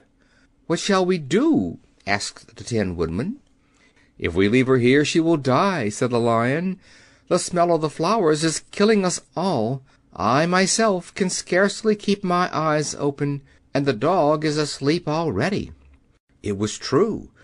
Toto had fallen down beside his little mistress, but the Scarecrow and the Tin Woodman, not being made of flesh, were not troubled by the scent of the flowers. "Run fast," said the Scarecrow to the Lion, "and get out of this deadly flower bed as soon as you can. We will bring the little girl with us, but if you should fall asleep you are too big to be carried." So the Lion roused himself and bounded forward as fast as he could go. In a moment he was out of sight. "Let us make a chair with our hands and carry her," said the Scarecrow. So they picked up Toto and put the dog in Dorothy's lap, and then they made a chair with their hands for the seat and their arms for the arms, and carried the sleeping girl between them through the flowers. On and on they walked, and it seemed that the great carpet of deadly flowers that surrounded them would never end. They followed the bend of the river, and at last came upon their friend, the Lion, lying fast asleep among the poppies. The flowers had been too strong for the huge beast, and he had given up at last, and fallen only a short distance from the end of the poppy bed, where the sweet grass spread in beautiful green fields before them. "We can do nothing for him," said the Tin Woodman sadly, "for he is much too heavy to lift. We must leave him here to sleep on forever, and perhaps he will dream that he has found courage at last." "I'm sorry," said the Scarecrow. The Lion was a very good comrade for one so cowardly, but let us go on. They carried the sleeping girl to a pretty spot beside the river, far enough from the poppy field to prevent her breathing any more of the poison of the flowers, and here they laid her gently on the soft grass and waited for the fresh breeze to waken her. End of Chapter 8. Chapter 9. The Queen of the Field Mice. "We cannot be far from the road of yellow brick now," remarked the Scarecrow as he stood beside the girl, "for we have come nearly as far as the river carried us." The Tin Woodman was about to reply when he heard a low growl. Then, turning his head, which worked beautifully on hinges, he saw a strange beast come bounding over the grass toward them. It was indeed a great yellow wildcat, and the Woodman thought it must be chasing something, for its ears were lying close to its head, and its mouth was wide open, showing 2 rows of ugly teeth, while its red eyes glowed like balls of fire. As it came nearer, the Tin Woodman saw that running before the beast was a little gray field mouse, and although he had no heart, he knew it was wrong for the wild cat to try to kill such a pretty, harmless creature. So the Woodman raised his axe, and as the wild cat ran by, he gave it a quick blow that cut the beast's head clean off from its body, and it rolled over at his feet in 2 pieces. The field mouse, now that it was freed from its enemy, stopped short, and coming slowly up to the Woodman, it said, in a squeaky little voice, "Oh, thank you ever so much for saving my life." "Don't speak of it, I beg you," replied the Woodman. "I have no heart, you know, so I am careful to help all those who may need a friend, even if it happens to be only a mouse." "Only a mouse!" cried the little animal indignantly. "Why, I am a queen, the queen of all the field mice." "Oh, indeed," said the Woodman, making a bow. "Therefore you have done a great deed, as well as a brave one, in saving my life," added the queen. At that moment several mice were seen running up as fast as their little legs could carry them, and when they saw their queen they exclaimed, "Oh, your Majesty, we thought you would be killed. How did you manage to escape the great wildcat?" They all bowed so low to the little queen that they almost stood on their heads. "This funny Tin Man," she answered, "killed the wildcat and saved my life. So hereafter you must all serve him and obey his slightest wish." "We will!" cried all the mice in a shrill chorus, and then they scampered in all directions, for Toto had awakened from his sleep, and seeing all these mice around him, he gave one bark of delight and jumped right into the middle of the group. Toto had always loved to chase mice when he lived in Kansas, and he saw no harm in it. But the Tin Woodman caught the dog in his arms and held him tight, while he called to the mice, come back, Toto shall not hurt you." At this the Queen of the Mice stuck her head out from underneath a clump of grass and asked in a timid voice, "Are you sure he will not bite us?" "I will not let him," said the Woodman, "so do not be afraid." One by one the mice came creeping back, and Toto did not bark again, although he tried to get out of the Woodman's arms, and would have bitten him had he not known very well he was made of tin. Finally one of the biggest mice spoke. "Is there anything we can do," it asked, "to repay you for saving the life of our queen?" "Nothing that I know of," answered the Woodman. But the Scarecrow, who had been trying to think, but could not because his head was stuffed with straw, said quickly, "Oh, yes, you can save our friend, the Cowardly Lion, who is asleep in the poppy bed." "A lion?" cried the little queen. "Why, he would eat us all up." "Oh, no," declared the Scarecrow. "This lion is a coward." "Really?" asked the mouse. "He says so himself," answered the Scarecrow, "and he would never hurt anyone who is our friend. If you will help us to save him, I promise that he shall treat you all with kindness." "Very well," said the Queen. "We trust you, but what shall we do?" "Are there many of these mice which call you Queen and are willing to obey you?" "Oh, yes, there are thousands," she replied. "Then send for them all to come here as soon as possible, and let each one bring a long piece of string." The Queen turned to the mice that attended her and told them to go at once and get all her people. As soon as they heard her orders, they ran away in every direction as fast as possible. "Now," said the Scarecrow to the Tin Woodman, "you must go to those trees by the riverside and make a truck that will carry the lion." So the Woodman went at once to the trees and began to work, and soon he made a truck out of the limbs of trees, from which he chopped away all the leaves and branches. He fastened it together with wooden pegs and made the four wheels out of short pieces of a big tree trunk. So fast and so well did he work that by the time the mice began to arrive, the truck was all ready for them. They came from all directions, and there were thousands of them, big mice and little mice and middle-sized mice, and each one brought a piece of string in his mouth. It was about this time that Dorothy woke from her long sleep and opened her eyes. She was greatly astonished to find herself lying upon the grass, with thousands of mice standing around and looking at her timidly. But the Scarecrow told her about everything, and, turning to the dignified little mouse, he said, "Permit me to introduce to you Her Majesty, the Queen."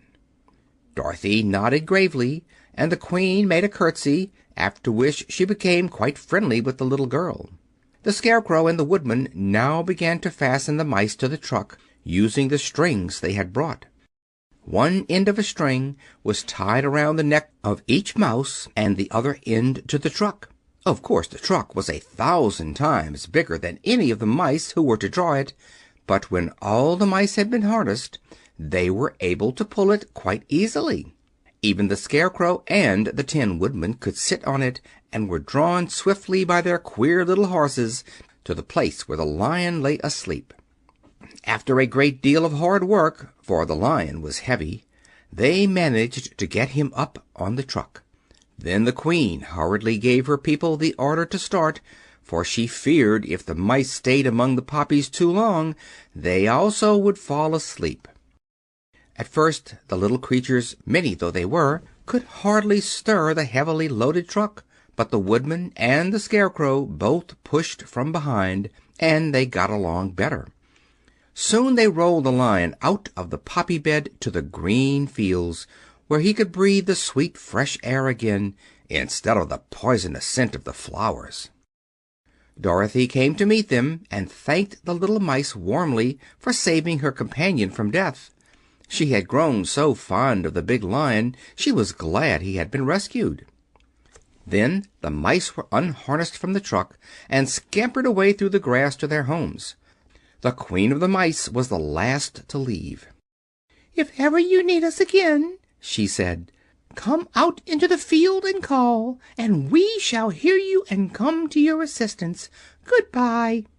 "Goodbye," they all answered, and away the Queen ran, while Dorothy held Toto tightly, lest he should run after her and frighten her.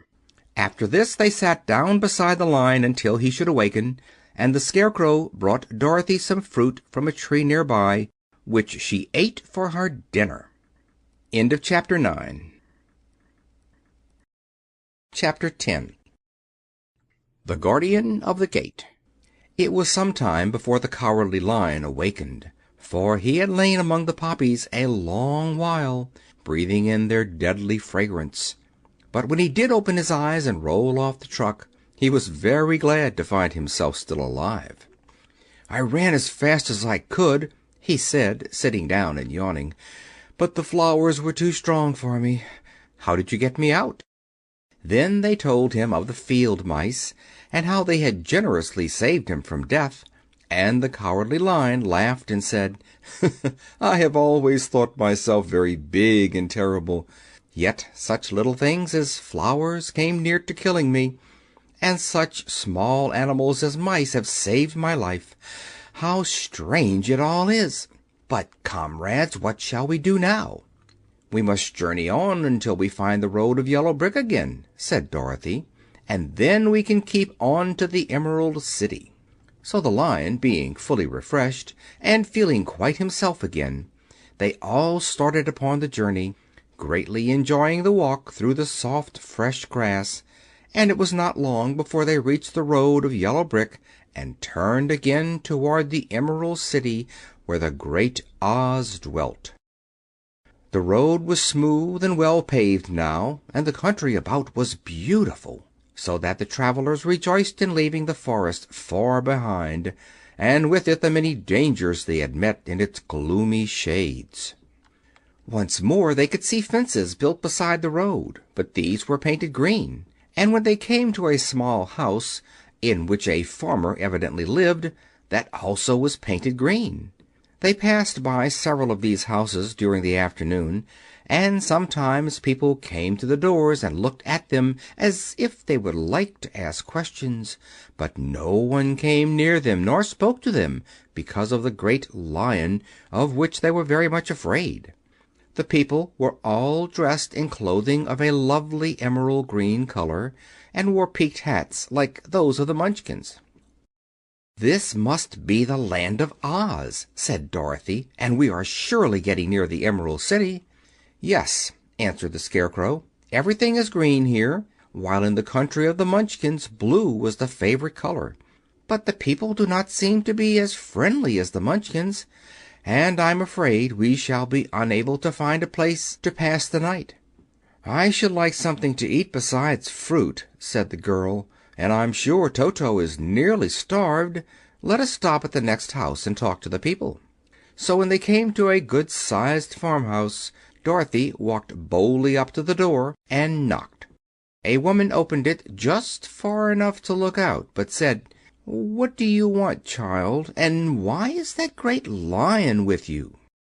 "We wish to pass the night with you, if you will allow us," answered Dorothy, "and the lion is my friend and comrade, and would not hurt you for the world." "Is he tame?" asked the woman, opening the door a little wider. "Oh, yes," said the girl, "and he is a great coward, too. He will be more afraid of you than you are of him." "Well," said the woman, after thinking it over, and taking another peep at the lion, "if that is the case, you may come in, and I will give you some supper and a place to sleep." So they all entered the house, where there were, besides the woman, 2 children and a man. The man had hurt his leg and was lying on the couch in a corner. They seemed greatly surprised to see so strange a company, and while the woman was busy laying the table, the man asked, "Where are you all going?" "To the Emerald City," said Dorothy, "to see the great Oz." "Oh, indeed!" exclaimed the man. "Are you sure that Oz will see you?" "Why not?" she replied. "Well, it is said that he never lets anyone come into his presence. I have been to the Emerald City many times, and it is a beautiful and wonderful place, but I have never been permitted to see the great Oz, nor do I know of any living person who has seen him."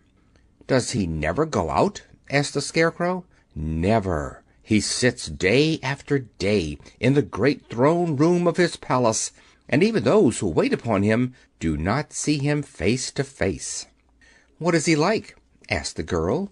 "That is hard to tell," said the man thoughtfully. "You see, Oz is a great wizard and can take on any form he wishes, so that some say he looks like a bird, and some say he looks like an elephant, and some say he looks like a cat. To others he appears as a beautiful fairy, or a brownie, or in any other form that pleases him. But who the real Oz is, when he is in his own form, no living person can tell." "That is very strange," said Dorothy. "But we must try in some way to see him, or we shall have made our journey for nothing." "Why do you wish to see the terrible Oz?" asked the man. "I want him to give me some brains," said the Scarecrow eagerly. "Oh, Oz could do that easily enough," declared the man. "He has more brains than he needs." "And I want him to give me a heart," said the Tin Woodman. "That will not trouble him," continued the man, "for Oz has a large collection of hearts of all sizes and shapes." "And I want him to give me courage," said the Cowardly Lion. "Oz keeps a great pot of courage in his throne room," said the man, "which he has covered with a golden plate to keep it from running over. He will be glad to give you some." "And I want him to send me back to Kansas," said Dorothy. "Where is Kansas?" asked the man with surprise. "I don't know," replied Dorothy sorrowfully, "but it is my home, and I'm sure it's somewhere." "Very likely. Well, Oz can do anything, so I suppose he will find Kansas for you. But first you must get to see him, and that will be a hard task, for the Great Wizard does not like to see anyone, and he usually has his own way. But what do you want?" he continued, speaking to Toto. Toto only wagged his tail, for, strange to say, he could not speak. The woman now called to them that supper was ready, so they gathered around the table, and Dorothy ate some delicious porridge, and a dish of scrambled eggs, and a plate of nice white bread, and enjoyed her meal. The Lion ate some of the porridge, but did not care for it, saying it was made from oats, and oats were food for horses, not for lions. The Scarecrow and the Tin Woodman ate nothing at all. Toto ate a little of everything, and was glad to get a good supper again. The woman now gave Dorothy a bed to sleep in, and Toto lay down beside her, while the Lion guarded the door of her room, so she might not be disturbed. The Scarecrow and the Tin Woodman stood up in a corner and kept quiet all night, although of course they could not sleep. The next morning, as soon as the sun came up, they started on their way, and soon saw a beautiful green glow in the sky just before them. "That must be the Emerald City," said Dorothy. As they walked on, the green glow became brighter and brighter, and it seemed that at last they were nearing the end of their travels. Yet it was afternoon before they came to the great hall that surrounded the city. It was high and thick, and of a bright green color. In front of them, and at the end of the road of yellow brick, was a big gate, all studded with emeralds that glittered so in the sun that even the painted eyes of the Scarecrow were dazzled by their brilliancy. There was a bell beside the gate, and Dorothy pushed the button and heard a silvery tinkle sound within. Then the big gate swung slowly open, and they all passed through and found themselves in a high arched room, the walls of which glistened with countless emeralds. Before them stood a little man about the same size as the Munchkins. He was clothed all in green, from his head to his feet, and even his skin was of a greenish tint, and at his side was a large green box. When he saw Dorothy and her companions, the man asked, "What do you wish in Emerald City?" "We came here to see the Great Oz," said Dorothy. The man was so surprised at this answer that he sat down to think it over. "It has been many years since anyone asked me to see Oz," he said, shaking his head in perplexity. "He is powerful and terrible, and if you come on an idle or foolish errand to bother the wise reflections of the Great Wizard, he might be angry and destroy you all in an instant." "But it is not a foolish errand, nor an idle one," replied the Scarecrow. "It is important, and we have been told that Oz is a good wizard." "And so he is," said the Green Man, "and he rules the Emerald City wisely and well. But to those who are not honest, or who approach him from curiosity, he is most terrible, and few have ever dared ask to see his face. I am the guardian of the gates, and since you demand to see the Great Oz, I must take you to his palace. But first you must put on the spectacles." "Why?" asked Dorothy. "Because if you do not wear spectacles, the brightness and glory of the Emerald City would blind you. Even those who live in the city must wear spectacles night and day. They are all locked on, for Oz so ordered it when the city was first built, and I have the only key that will unlock them." He opened the big box, and Dorothy saw that it was filled with spectacles of every size and shape. All of them had green glasses in them. The guardian of the gates found a pair that would just fit Dorothy and put them over her eyes. There were 2 golden bands fastened to them that passed around the back of her head, where they were locked together by a little key that was at the end of a chain the guardian of the gates wore around his neck. When they were on, Dorothy could not take them off had she wished, but of course she did not wish to be blinded by the glare of the Emerald City, so she said nothing. Then the Green Man fitted spectacles for the Scarecrow, and the Tin Woodman, and the Lion, and even on little Toto, and all were locked fast with the key. Then the guardian of the gates put on his own glasses and told them he was ready to show them to the palace. Taking a big golden key from a peg on the wall, he opened another gate, and they all followed him through the portal into the streets of the Emerald City. End of Chapter 10. Chapter 11. The Wonderful City of Oz. Even with their eyes protected by the green spectacles, Dorothy and her friends were at first dazzled by the brilliancy of the wonderful city. The streets were lined with beautiful houses, all built of green marble and studded everywhere with sparkling emeralds. They walked over a pavement of the same green marble, and where the blocks were joined together were rows of emeralds set closely and glittering in the brightness of the sun. The window panes were of green glass. Even the sky above the city had a green tint, and the rays of the sun were green. There were many people, men, women, and children, walking about, and these were all dressed in green clothes and had greenish skins. They looked at Dorothy and her strangely assorted company with wondering eyes, and the children all ran away and hid behind their mothers when they saw the lion, but no one spoke to them.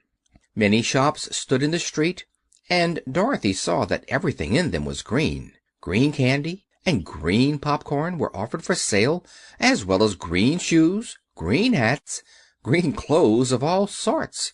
At one place a man was selling green lemonade, and when the children bought it, Dorothy could see that they paid for it with green pennies.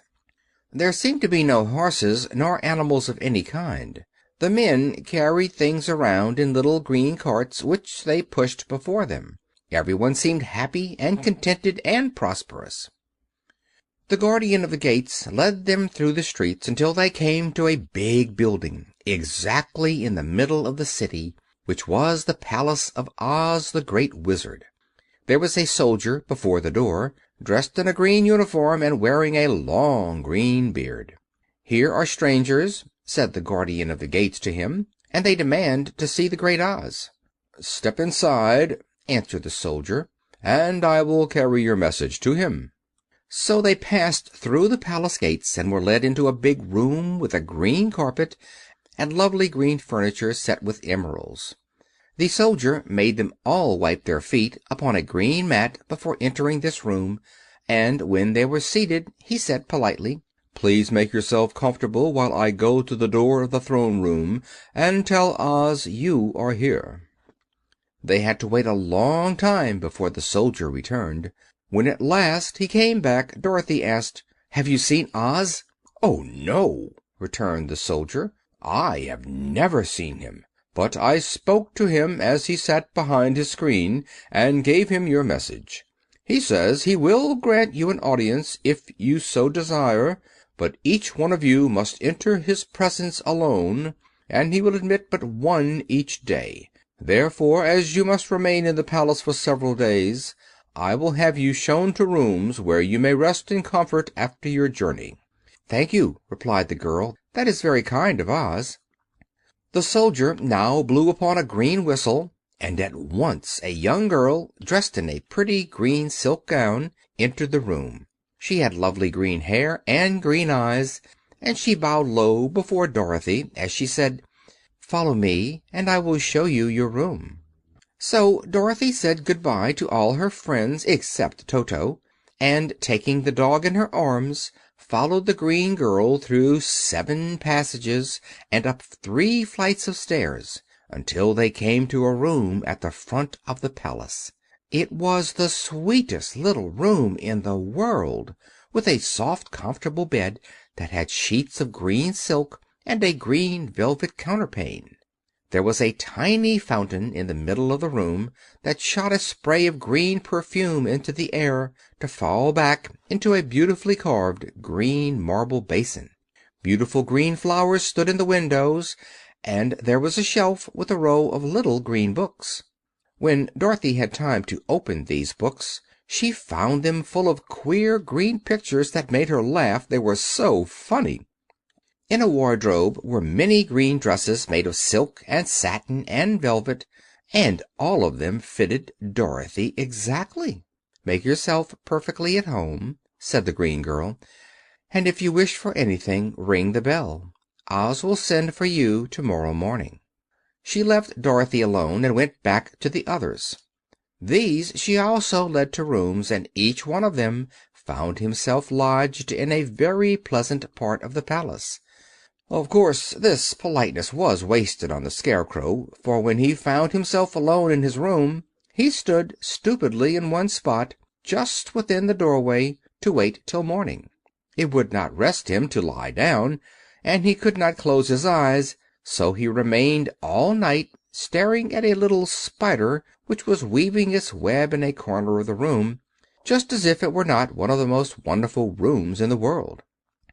The Tin Woodman lay down on his bed from force of habit, for he remembered when he was made of flesh, but not being able to sleep, he passed the night moving his joints up and down to make sure they kept in good working order. The Lion would have preferred a bed of dried leaves in the forest, and did not like being shut up in a room, but he had too much sense to let this worry him. So he sprang upon the bed and rolled himself up like a cat, and purred himself asleep in a minute. The next morning, after breakfast, the Green Maiden came to fetch Dorothy, and she dressed her in one of the prettiest gowns made of green brocaded satin. Dorothy put on a green silk apron and tied a green ribbon around Toto's neck, and they started for the throne room of the Great Oz. First they came to a great hall in which were many ladies and gentlemen of the court, all dressed in rich costumes.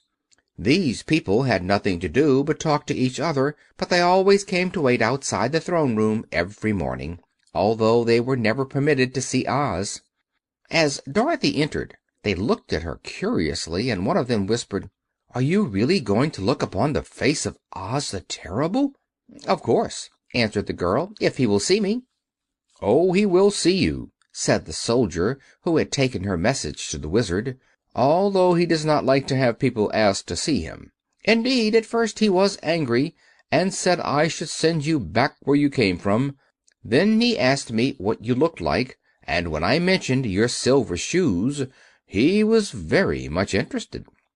At last I told him about the mark upon your forehead, and he decided he would admit you to his presence." Just then the bell rang, and the green girl said to Dorothy, "That is the signal. You must go into the throne room alone." She opened a little door, and Dorothy walked boldly through, and found herself in a wonderful place. It was a big round room with a high arched roof, and the walls and ceiling and floor were covered with large emeralds set closely together. In the center of the room was a great light as bright as the sun, which made the emeralds sparkle in a wonderful manner. But what interested Dorothy most was the big throne of green marble that stood in the middle of the room. It was shaped like a chair and sparkled with gems, as did everything else. In the center of the chair was an enormous head, without a body to support it, or any arms or legs whatever. There was no hair upon this head, but it had eyes and a nose and mouth, and was much bigger than the head of the biggest giant.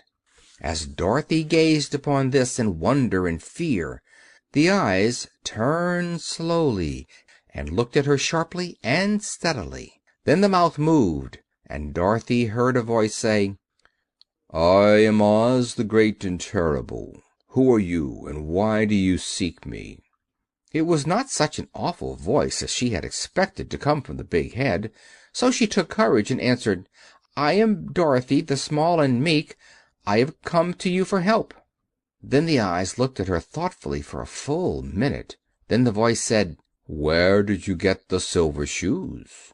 "I got them from the Wicked Witch of the East when my house fell on her and killed her," she replied. "Where did you get the mark upon your forehead?" continued the voice. "That is where the Good Witch of the North kissed me when she bade me good-bye and sent me to you," said the girl. Again the eyes looked at her sharply, and they saw she was telling the truth. Then Oz asked, "What do you wish me to do?" "Send me back to Kansas, where my Aunt Em and Uncle Henry are," she answered earnestly. "I don't like your country, although it is so beautiful, and I am sure Aunt Em would be dreadfully worried over my being away so long." The eyes winked 3 times, and then they turned up to the ceiling and down to the floor, and rolled around so queerly that they seemed to see every part of the room. And at last they looked at Dorothy again. "Why should I do this for you?" asked Oz. "Because you are strong and I am weak. Because you are a great wizard and I am only a little girl." "But you were strong enough to kill the Wicked Witch of the East," said Oz. "That just happened," returned Dorothy simply. "I could not help it." "Well," said the head, "I will give you my answer. You have no right to expect me to send you back to Kansas unless you do something for me in return. In this country, everyone must pay for everything he gets. If you wish me to use my magic power to send you home again, you must do something for me first. Help me, and I will help you." "What must I do?" asked the girl. "Kill the Wicked Witch of the West," answered Oz. "But I cannot!" exclaimed Dorothy, greatly surprised. "You kill the Witch of the East, and you wear the silver shoes, which is a powerful charm. There is now but one Wicked Witch left in all this land, and when you can tell me she is dead, I will send you back to Kansas, but not before." The little girl began to weep, she was so much disappointed, and the eyes winked again and looked upon her anxiously, as if the great Oz felt that she could help him if she would. "I never killed anything willingly," she sobbed. "Even if I wanted to, how could I kill the Wicked Witch? If you, who are great and terrible, cannot kill her yourself, how do you expect me to do it?" "I do not know," said the head, "but that is my answer. And until the Wicked Witch dies, you will not see your uncle and aunt again. Remember that the witch is wicked, tremendously wicked, and ought to be killed. Now go, and do not ask to see me again until you have done your task." Sorrowfully, Dorothy left the throne room and went back where the Lion and Scarecrow and the Tin Woodman were waiting to hear what Oz had said to her. "There is no hope for me," she said sadly, "for Oz will not send me home until I have killed the Wicked Witch of the West, and that I can never do." Her friends were sorry, but could do nothing to help her, so Dorothy went to her own room and lay down on the bed and cried herself to sleep. The next morning the soldier with the green whiskers came to the Scarecrow and said, "Come with me, for Oz has sent for you." So the Scarecrow followed him and was admitted into the great throne room, where he saw, sitting in the emerald throne, a most lovely lady. She was dressed in green silk gauze, and wore upon her flowing green locks a crown of jewels. Growing from her shoulders were wings, gorgeous in color, and so light that they fluttered if the slightest breath of air reached them. When the Scarecrow had bowed, as prettily as his straw stuffing would let him, before this beautiful creature, she looked upon him sweetly and said, "I am Oz, the great and terrible. Who are you, and why do you seek me?" Now the Scarecrow, who had expected to see the great head Dorothy had told him of, was much astonished, but he answered her bravely, "I am only a scarecrow stuffed with straw, therefore I have no brains, and I come to you praying that you will put brains in my head instead of straw, so that I may become as much a man as any other in your dominions." "Why should I do this for you?" asked the lady. "Because you are wise and powerful, and no one else can help me," answered the Scarecrow. "I never grant favors without some return," said Oz, "but this much I will promise.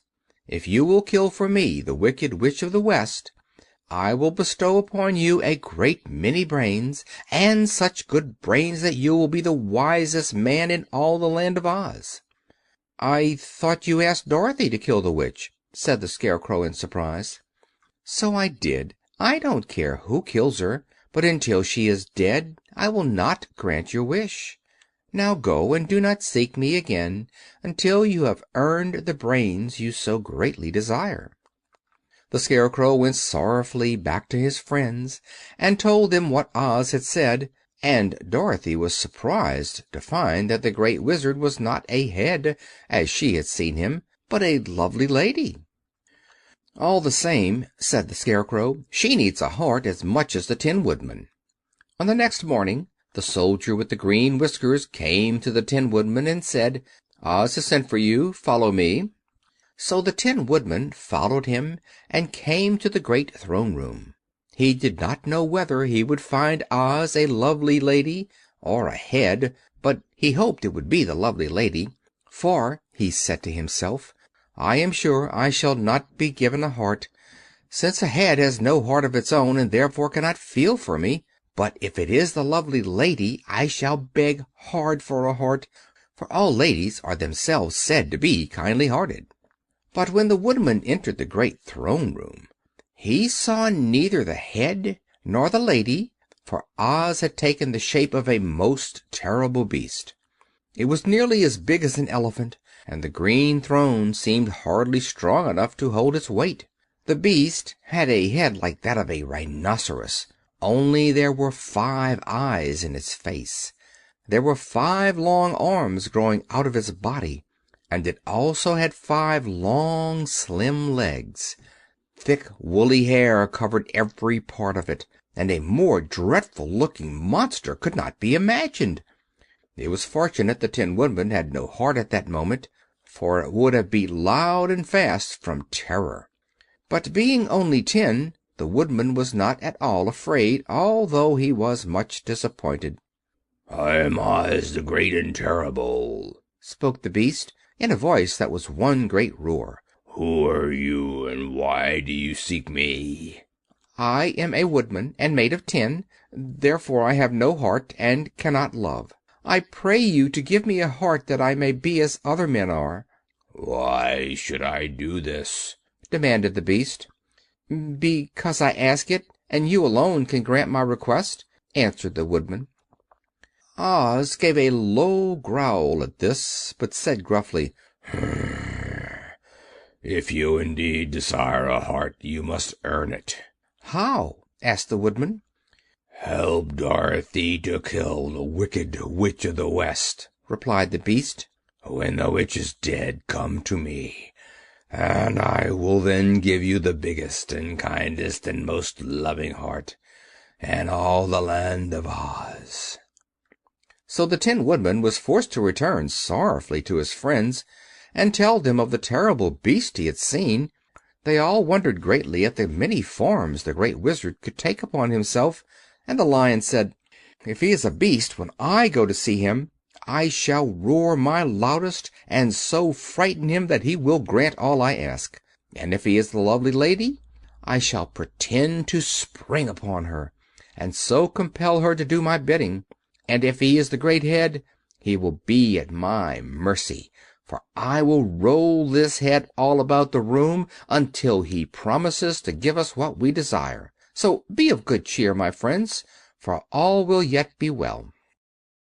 The next morning the soldier with the green whiskers led the Lion to the great throne room and bade him enter the presence of Oz. The Lion at once passed through the door, and glancing around saw to his surprise that before the throne was a ball of fire, so fierce and glowing he could scarcely bear to gaze upon it. His first thought was that Oz had by accident caught on fire and was burning up, but when he tried to go nearer, the heat was so intense that it singed his whiskers, and he crept back tremblingly to a spot nearer the door. Then a low, quiet voice came from the ball of fire, and these were the words it spoke: "I am Oz, the Great and Terrible. Who are you, and why do you seek me?" And the Lion answered, "I am a cowardly lion, afraid of everything. I came to you to beg that you give me courage, so that in reality I may become the King of Beasts, as men call me." "Why should I give you courage?" demanded Oz. "Because of all the wizards you are the greatest, and alone have power to grant my request," answered the Lion. The ball of fire burned fiercely for a time, and the voice said, "Bring me proof that the Wicked Witch is dead, and that moment I will give you courage. But as long as the witch lives, you must remain a coward." The Lion was angry at this speech, but could say nothing in reply, and while he stood silently gazing at the ball of fire, it became so furiously hot that he turned tail and rushed from the room. He was glad to find his friends waiting for him, and told them of his terrible interview with the Wizard. "What shall we do now?" asked Dorothy sadly. "There is only one thing we can do," returned the Lion, "and that is to go to the land of the Winkies, seek out the Wicked Witch, and destroy her." "But suppose we cannot?" said the girl. "Then I shall never have courage," declared the Lion. "And I shall never have brains," added the Scarecrow.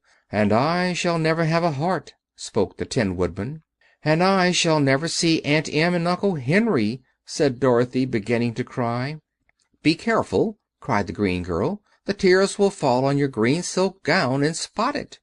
So Dorothy dried her eyes and said, "I suppose we must try it. But I am sure I do not want to kill anybody, even to see Aunt Em again." "I will go with you, but I'm too much of a coward to kill the witch," said the Lion. "I will go, too," declared the Scarecrow, "but I shall not be of much help to you. I am such a fool." "I haven't the heart to harm even a witch," replied the Tin Woodman. "But if you go, I certainly shall go with you." Thereupon it was decided to start upon their journey the next morning, and the Woodman sharpened his axe on a green grindstone and had all his joints properly oiled. The Scarecrow stuffed himself with fresh straw, and Dorothy put new paint on his eyes that he might see better. The green girl, who was very kind to them, filled Dorothy's basket with good things to eat, and fastened a little bell around Toto's neck with a green ribbon. They went to bed quite early and slept soundly until daylight, when they were awakened by the crowing of a green cock that lived in the backyard of the palace, and the cackling of a hen that had laid a green egg. End of Chapter 11. Chapter 12.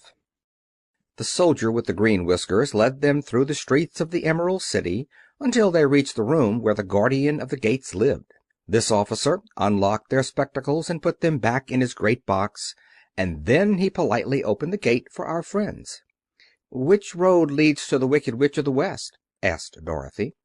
"There is no road," answered the guardian of the gates. "No one ever wishes to go that way." "How then are we to find her?" inquired the girl. "That will be easy," replied the man, "for when she knows you are in the country of the Winkies she will find you and make you all her slaves." "Perhaps not," said the Scarecrow, "for we mean to destroy her." "Oh, that is different," said the guardian of the gates. "No one has ever destroyed her before, so I naturally thought she would make slaves of you, as she has of the rest. But take care, for she is wicked and fierce, and may not allow you to destroy her. Keep to the west, where the sun sets, and you cannot fail to find her." They thanked him and bade him good-bye, and turned toward the west, walking over fields of soft grass, dotted here and there with daisies and buttercups. Dorothy still wore the pretty silk dress she had put on in the palace, but now, to her surprise, she found it was no longer green, but pure white. The ribbon around Toto's neck had also lost its green color, and was as white as Dorothy's dress. The Emerald City was soon left far behind. As they advanced, the ground became rougher and hillier, for there were no farms nor houses in this country of the West, and the ground was untilled. In the afternoon the sun shone hot in their faces, for there were no trees to offer them shade, so that before night Dorothy and Toto and the Lion were tired, and lay down upon the grass and fell asleep, with the Woodman and the Scarecrow keeping watch. Now, the Wicked Witch of the West had but one eye. yet that was as powerful as a telescope, and could see everywhere. So, as she sat at the door of her castle, she happened to look around and saw Dorothy lying asleep with her friends all about her. They were a long distance off, but the Wicked Witch was angry to find them in her country, so she blew upon a silver whistle that hung around her neck. At once there came running to her from all directions a pack of great wolves. They had long legs and fierce eyes and sharp teeth. "Go to those people," said the witch, "and tear them to pieces." "Are you not going to make them your slaves?" asked the leader of the wolves. "No," she answered. "One is of tin and one is of straw. One is a girl and another is a lion, and none of them is fit to work. So you may tear them into small pieces." "Very well," said the wolf, and he dashed away at full speed, followed by the others. It was lucky the Scarecrow and the Woodman were wide awake and heard the wolves coming. "This is my fight," said the Woodman, "so get behind me and I will meet them as they come." He seized his axe, which he had made very sharp, and as the leader of the wolves came on, the Tin Woodman swung his arm and chopped the wolf's head from its body, so that it immediately died. As soon as he could raise his axe, another wolf came up, and he also fell under the sharp edge of the Tin Woodman's weapon. There were 40 wolves, and 40 times a wolf was killed, so that at last they all lay dead in a heap before the Woodman. Then he put down his axe and sat beside the Scarecrow, who said, "It was a good fight, friend."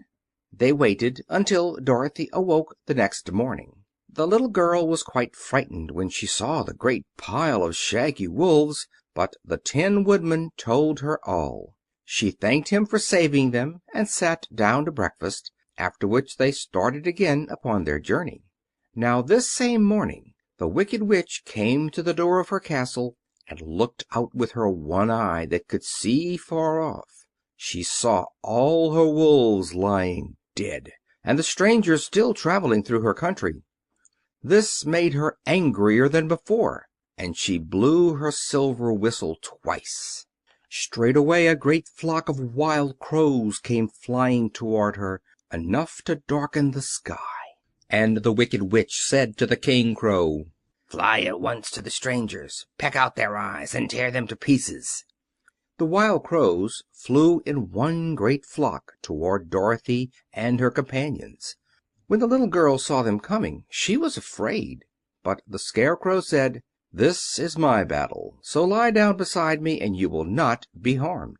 So they all lay upon the ground except the Scarecrow, and he stood up and stretched out his arms. And when the crows saw him they were frightened, as these birds always are by scarecrows, and did not dare to come any nearer. But the King Crow said, "It is only a stuffed man. I will peck his eyes out." The King Crow flew at the Scarecrow, who caught it by the head and twisted its neck until it died. And then another crow flew at him, and the Scarecrow twisted its neck also. There were 40 crows, and 40 times the Scarecrow twisted a neck, until at last all were lying dead beside him. Then he called his companions to rise, and again they went upon their journey. When the Wicked Witch looked out again and saw all her crows lying in a heap, she got into a terrible rage and blew 3 times upon her silver whistle. Forthwith there was heard a great buzzing in the air, and a swarm of black bees came flying toward her. "Go to the strangers and sting them to death," commanded the witch, and the bees turned and flew rapidly until they came to where Dorothy and her friends were walking. But the Woodman had seen them coming, and the Scarecrow had decided what to do. "Take out my straw and scatter it over the little girl and the dog and the lion," he said to the Woodman, "and the bees cannot sting them."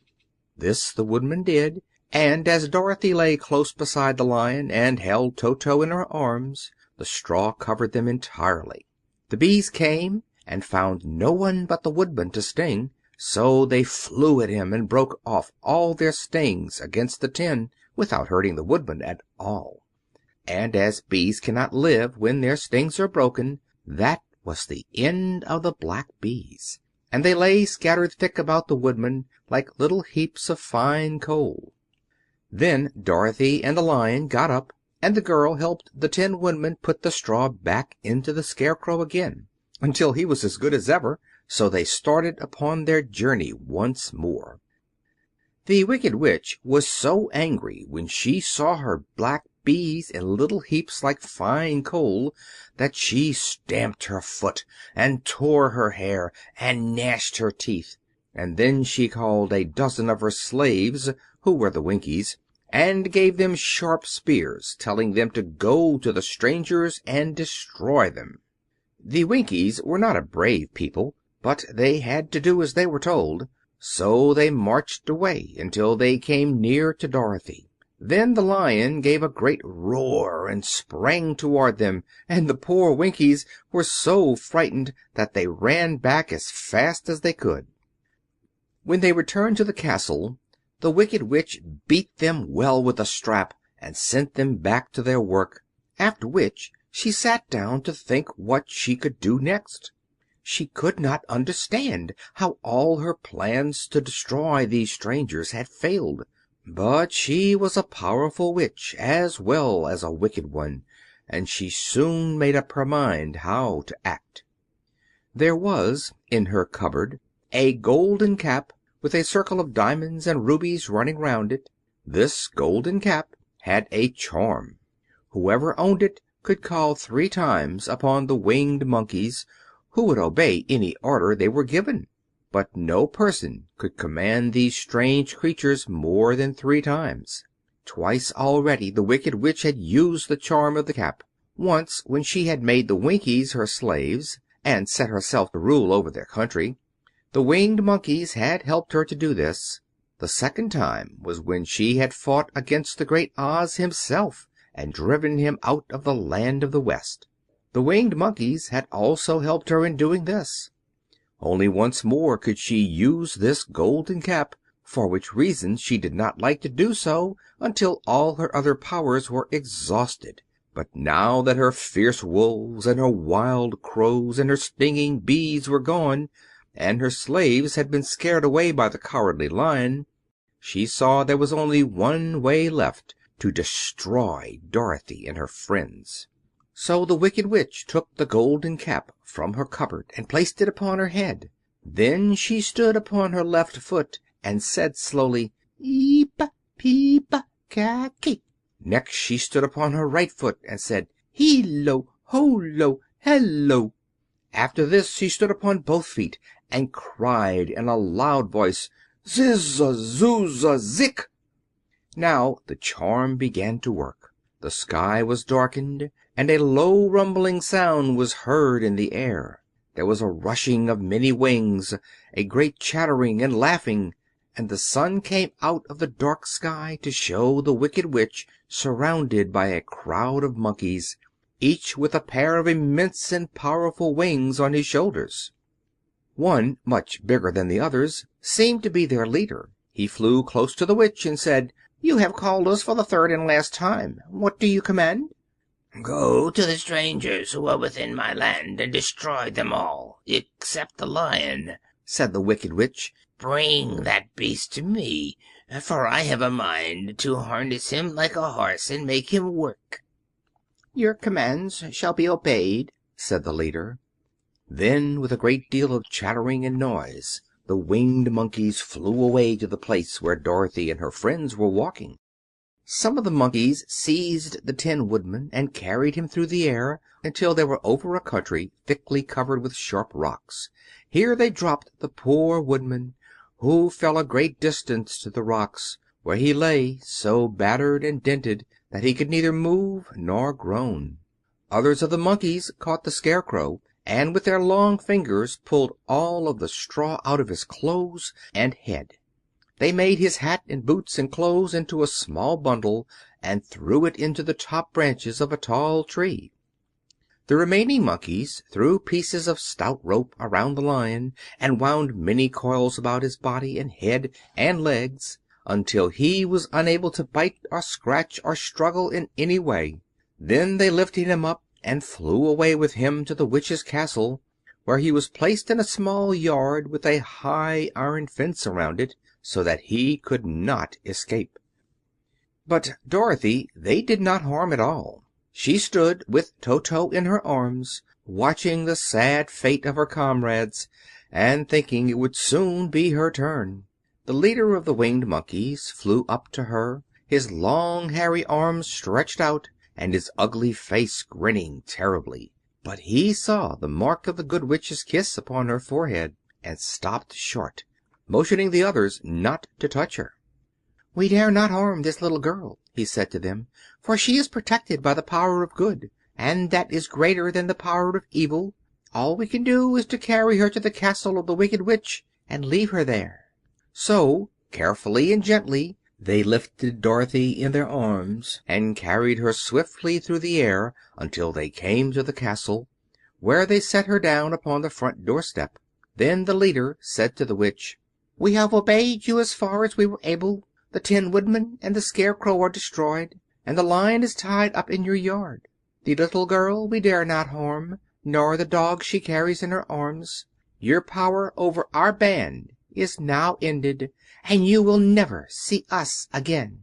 Then all the winged monkeys, with much laughing and chattering and noise, flew into the air and were soon out of sight.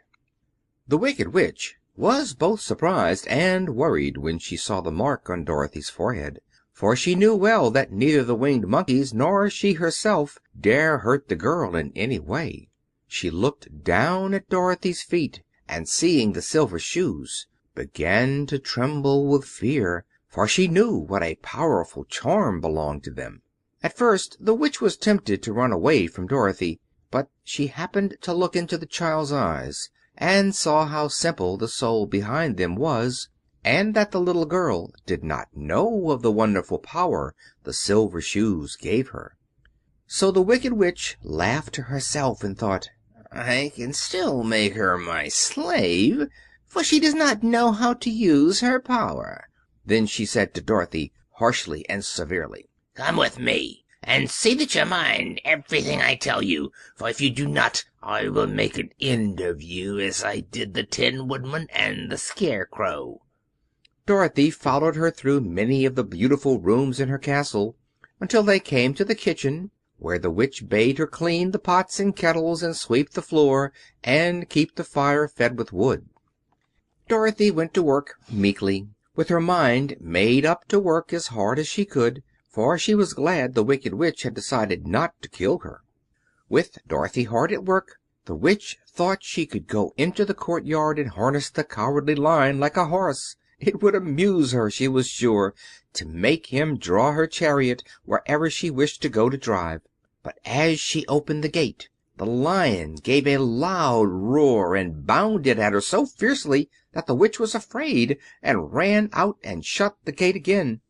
"If I cannot harness you," said the witch to the Lion, speaking through the bars of the grate, "I can starve you. You shall have nothing to eat until you do as I wish." So after that she took no food to the imprisoned Lion, but every day she came to the gate at noon and asked, "Are you ready to be harnessed like a horse?" And the Lion would answer, "No. If you come into this yard, I will bite you." The reason the Lion did not have to do as the witch wished was that every night, while the woman was asleep, Dorothy carried him food from the cupboard. After he had eaten he would lie down on his bed of straw, and Dorothy would lie beside him and put her head on his soft, shaggy mane, while they talked of their troubles and tried to plan some way to escape. But they could find no way to get out of the castle, for it was constantly guarded by the yellow Winkies, who were the slaves of the Wicked Witch, and too afraid of her not to do as she told them.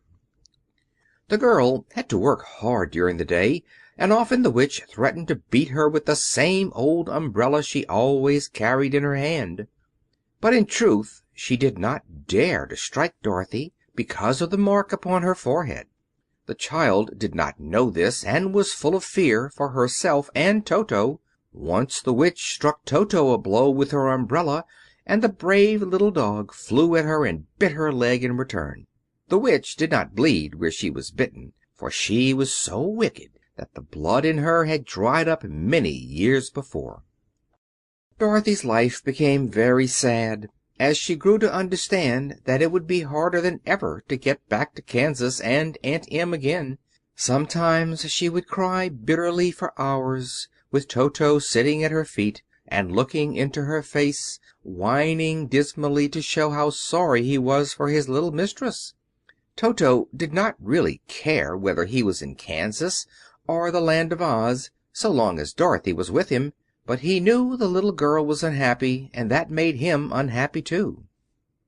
Now the Wicked Witch had a great longing to have for her own the silver shoes which the girl always wore. Her bees and her crows and her wools were lying in heaps and drying up, and she had used up all the power of the golden cap. But if she could only get hold of the silver shoes, they would give her more power than all the other things she had lost. She watched Dorothy carefully to see if she ever took off her shoes, thinking she might steal them. But the child was so proud of her pretty shoes that she never took them off except at night, and when she took her bath. The witch was too much afraid of the dark to dare go in Dorothy's room at night to take the shoes, and her dread of water was greater than her fear of the dark. So she never came near when Dorothy was bathing. Indeed, the old witch never touched water, nor ever let water touch her in any way. But the wicked creature was very cunning, and she finally thought of a trick that would give her what she wanted.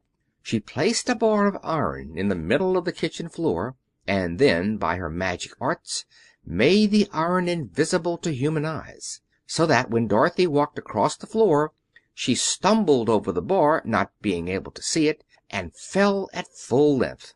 She was not much hurt, but in her fall one of the silver shoes came off, and before she could reach it the witch had snatched it away and put it on her own skinny foot.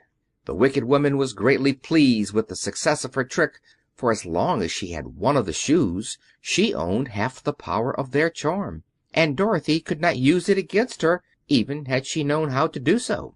The little girl, seeing she had lost one of her pretty shoes, grew angry and said to the witch, "Give me back my shoe." "I will not," retorted the witch, "for it is now my shoe and not yours." "You are a wicked creature," cried Dorothy. "You have no right to take my shoe from me." "I shall keep it just the same," said the witch, laughing at her, "and some day I shall get the other one from you too."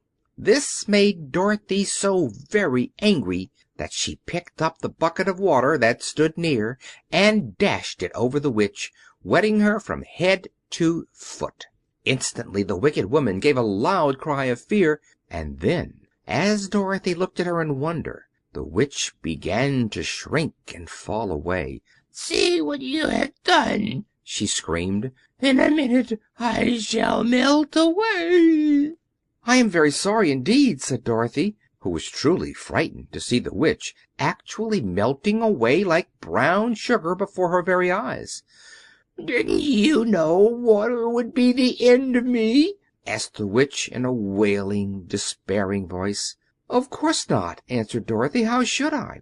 "Well, in a few minutes I shall be all melted, and you will have the castle to yourself. I have been wicked in my day, but I never thought a little girl like you would ever be able to melt me and end my wicked deeds. Look out! Here I go!" With these words the witch fell down in a brown, melted, shapeless mass, and began to spread over the clean boards of the kitchen floor. Seeing that she was really melted away to nothing, Dorothy drew another bucket of water and threw it over the mess. She then swept it all out the door. After picking up the silver shoe, which was all that was left of the old woman, she cleaned and dried it with a cloth and put it on her foot again. Then, being at last free to do as she chose, she ran out to the courtyard to tell the Lion that the Wicked Witch of the West had come to an end, and that they were no longer prisoners in a strange land. End of chapter 12. Chapter 13. The Rescue. The Cowardly Lion was much pleased to hear that the Wicked Witch had been melted by a bucket of water, and Dorothy at once unlocked the gate of his prison and set him free. They went in together to the castle, where Dorothy's first act was to call all the Winkies together and tell them that they were no longer slaves. There was great rejoicing among the yellow Winkies, for they had been made to work hard during many years for the Wicked Witch, who had always treated them with great cruelty. They kept this day as a holiday then and ever after, and spent the time in feasting and dancing. "If our friends, the Scarecrow and the Tin Woodman, were only with us," said the Lion, "I should be quite happy." "Don't you suppose we could rescue them?" asked the girl anxiously. "We can try," answered the Lion. So they called the yellow Winkies and asked them if they would help to rescue their friends, and the Winkies said that they would be delighted to do all in their power for Dorothy, who had set them free from bondage. So she chose a number of the Winkies who looked as if they knew the most, and they all started away. They traveled that day and part of the next until they came to the rocky plain where the Tin Woodman lay, all battered and bent. His axe was near him, but the blade was rusted and the handle broken off short. The Winkies lifted him tenderly in their arms and carried him back to the yellow castle again, Dorothy shedding a few tears by the way at the sad plight of her old friend, and the Lion looking sober and sorry.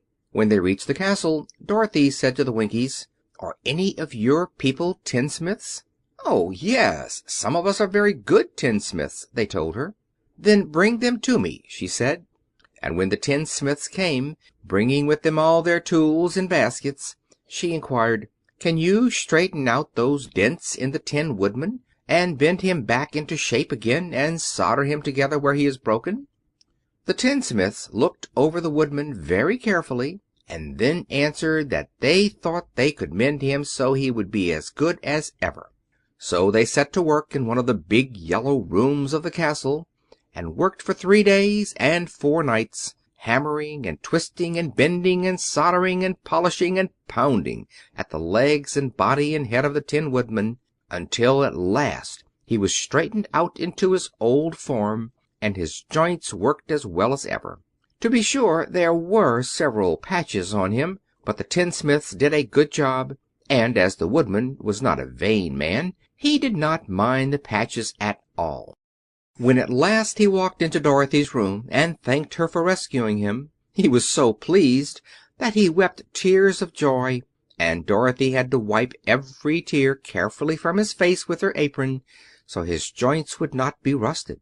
At the same time, her own tears fell thick and fast at the joy of meeting her old friend again, and these tears did not need to be wiped away. As for the Lion, he wiped his eyes so often with the tip of his tail that it became quite wet, and he was obliged to go out into the courtyard and hold it in the sun till it dried. "If only we had the Scarecrow with us again," said the Tin Woodman, when Dorothy had finished telling him everything that had happened, "I should be quite happy." "We must try to find him," said the girl. So she called the Winkies to help her, and they walked all that day and part of the next until they came to the tall tree in the branches of which the Winged Monkeys had tossed the Scarecrow's clothes. It was a very tall tree, and the trunk was so smooth that no one could climb it. But the Woodman said at once, "I'll chop it down, and then we can get the Scarecrow's clothes." Now, while the tinsmiths had been at work mending the Woodman himself, another of the Winkies, who was a goldsmith, had made an axe handle of solid gold, and fitted it to the Woodman's axe instead of the old broken handle. Others polished the blade until all the rust was removed, and it glistened like burnished silver. As soon as he had spoken, the Tin Woodman began to chop, and in a short time the tree fell over with a crash, whereupon the Scarecrow's clothes fell out of the branches and rolled off on the ground. Dorothy picked them up and had the Winkies carry them back to the castle, where they were stuffed with nice clean straw, and behold, here was the Scarecrow, as good as ever, thanking them over and over again for saving him. Now that they were reunited, Dorothy and her friends spent a few happy days at the Yellow Castle, where they found everything they needed to make them comfortable. But one day the girl thought of Aunt Em and said, "We must go back to Oz and claim his promise." "Yes," said the Woodman, "and at last I shall get my heart." "And I shall get my brains," added the Scarecrow joyfully. "And I shall get my courage," said the Lion thoughtfully. "And I shall get back to Kansas," cried Dorothy, clapping her hands. "Oh, let us start for the Emerald City tomorrow." This they decided to do. The next day they called the Winkies together and bade them good-bye. The Winkies were sorry to have them go, and they had grown so fond of the Tin Woodman that they begged him to stay and rule over them and the Yellow Land of the West. Finding they were determined to go, the Winkies gave Toto and the Lion each a golden collar, and to Dorothy they presented a beautiful bracelet studded with diamonds. And to the Scarecrow they gave a gold-headed walking stick to keep him from stumbling, and to the Tin Woodman they offered a silver oil can inlaid with gold and set with precious jewels. Every one of the travelers made the Winkies a pretty speech in return, and all shook hands with them until their arms ached. Dorothy went to the witch's cupboard to fill her basket with food for the journey, and there she saw the golden cap. She tried it on her own head and found it fitted her exactly. She did not know anything about the charm of the golden cap, but she saw that it was pretty, so she made up her mind to wear it and carry her sunbonnet in the basket. Then, being prepared for the journey, they all started for the Emerald City, and the Winkies gave them 3 cheers and many good wishes to carry with them. End of Chapter 13. Chapter 14. The Winged Monkeys. You will remember there was no road, not even a pathway, between the castle of the Wicked Witch and the Emerald City. When the 4 travelers went in search of the witch, she had seen them coming, and so sent the Winged Monkeys to bring them to her. It was much harder to find their way back through the big fields of buttercups and yellow daisies than it was being carried. They knew, of course, that they must go straight east toward the rising sun, and they started off in the right way, but at noon, when the sun was over their heads, they did not know which was east and which was west, and that was the reason they were lost in the great fields. They kept on walking, however, and at night the moon came out and shone brightly. So they lay down among the sweet-smelling yellow flowers and slept soundly until morning, all but the Scarecrow and the Tin Woodman. The next morning the sun was behind a cloud, but they started on as if they were quite sure which way they were going. "If we walk far enough," said Dorothy, "I am sure we shall sometime come to some place." But day by day passed away, and they still saw nothing before them but the scarlet fields. The Scarecrow began to grumble a bit. "We have surely lost our way," he said, "and unless we find it again in time to reach the Emerald City, I shall never get my brains." "Nor I my heart," declared the Tin Woodman. "It seems to me I can scarcely wait till I get to Oz, and you must admit this is a very long journey." "You see," said the Cowardly Lion with a whimper, "I haven't the courage to keep tramping forever without getting anywhere at all." Then Dorothy lost heart. She sat down on the grass and looked at her companions, and they sat down and looked at her, and Toto found that for the first time in his life he was too tired to chase a butterfly that flew past his head. So he put out his tongue and panted, and looked at Dorothy as if to ask what they should do next. "Suppose we call the field mice," she suggested. "They could probably tell us the way to the Emerald City." "To be sure they could!" cried the Scarecrow. "Why didn't we think of that before?" Dorothy blew the little whistle she had always carried about her neck since the Queen of the Mice had given it to her. In a few minutes they heard the pattering of tiny feet, and many of the small gray mice came running up to her. Among them was the Queen herself, who asked in her squeaky little voice, "What can I do for my friends?" "We have lost our way," said Dorothy. "Can you tell us where the Emerald City is?" "Certainly," answered the Queen, "but it is a great way off, for you have had it at your backs all this time." Then she noticed Dorothy's golden cap, and said, "Why don't you use the charm of the cap, and call the winged monkeys to you? They will carry you to the City of Oz in less than an hour."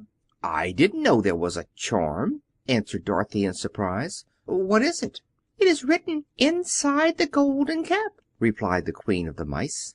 "But if you are going to call the winged monkeys, we must run away, for they are full of mischief and think it great fun to plague us." "Won't they hurt me?" asked the girl anxiously. "Oh, no. They must obey the wearer of the cap. Goodbye." And she scampered out of sight, with all the mice hurrying after her. Dorothy looked inside the golden cap and saw some words written upon the lining.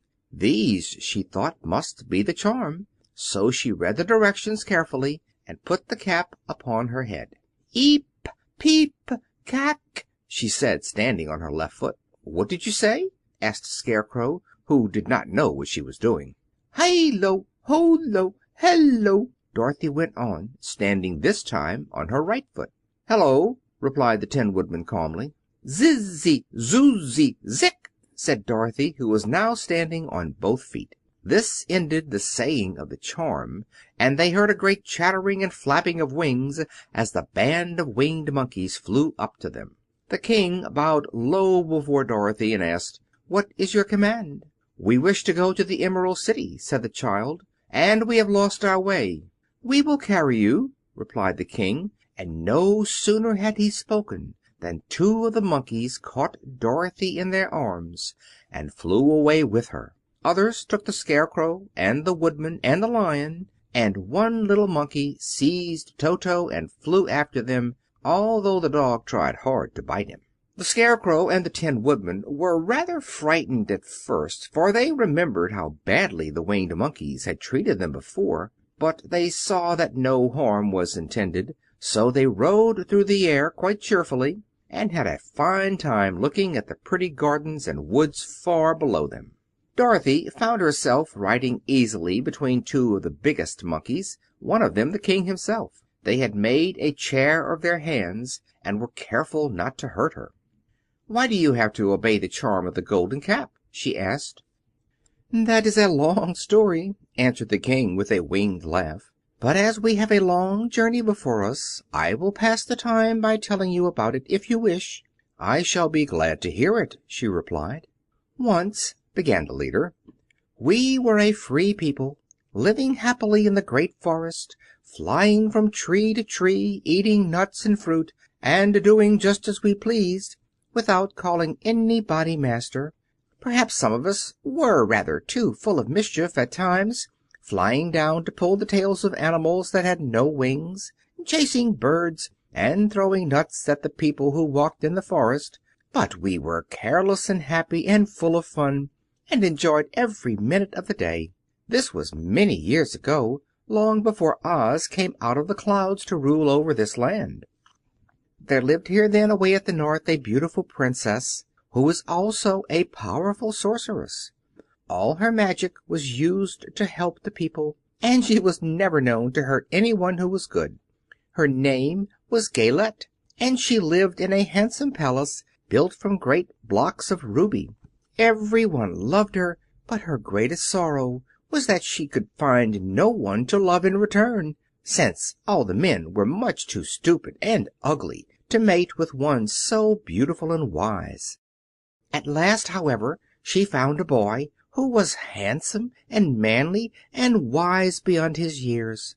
Galette made up her mind that when he grew to be a man she would make him her husband. So she took him to her ruby palace and used all her magic powers to make him as strong and good and lovely as any woman could wish.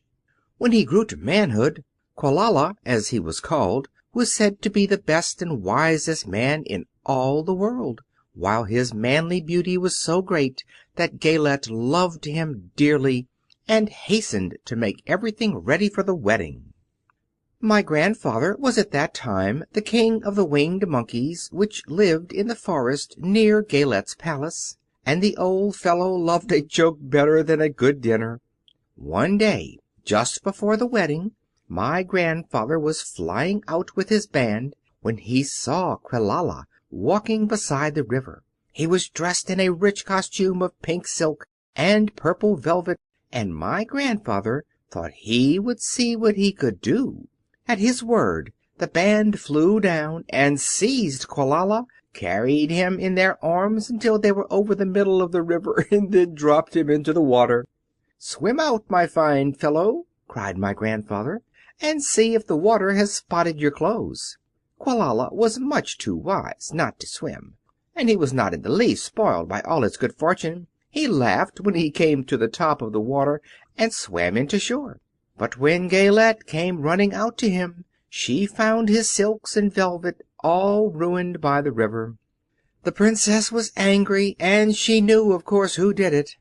She had all the winged monkeys brought before her, and she said at first that their wings should be tied and they should be treated as they had treated Quelala, and dropped in the river.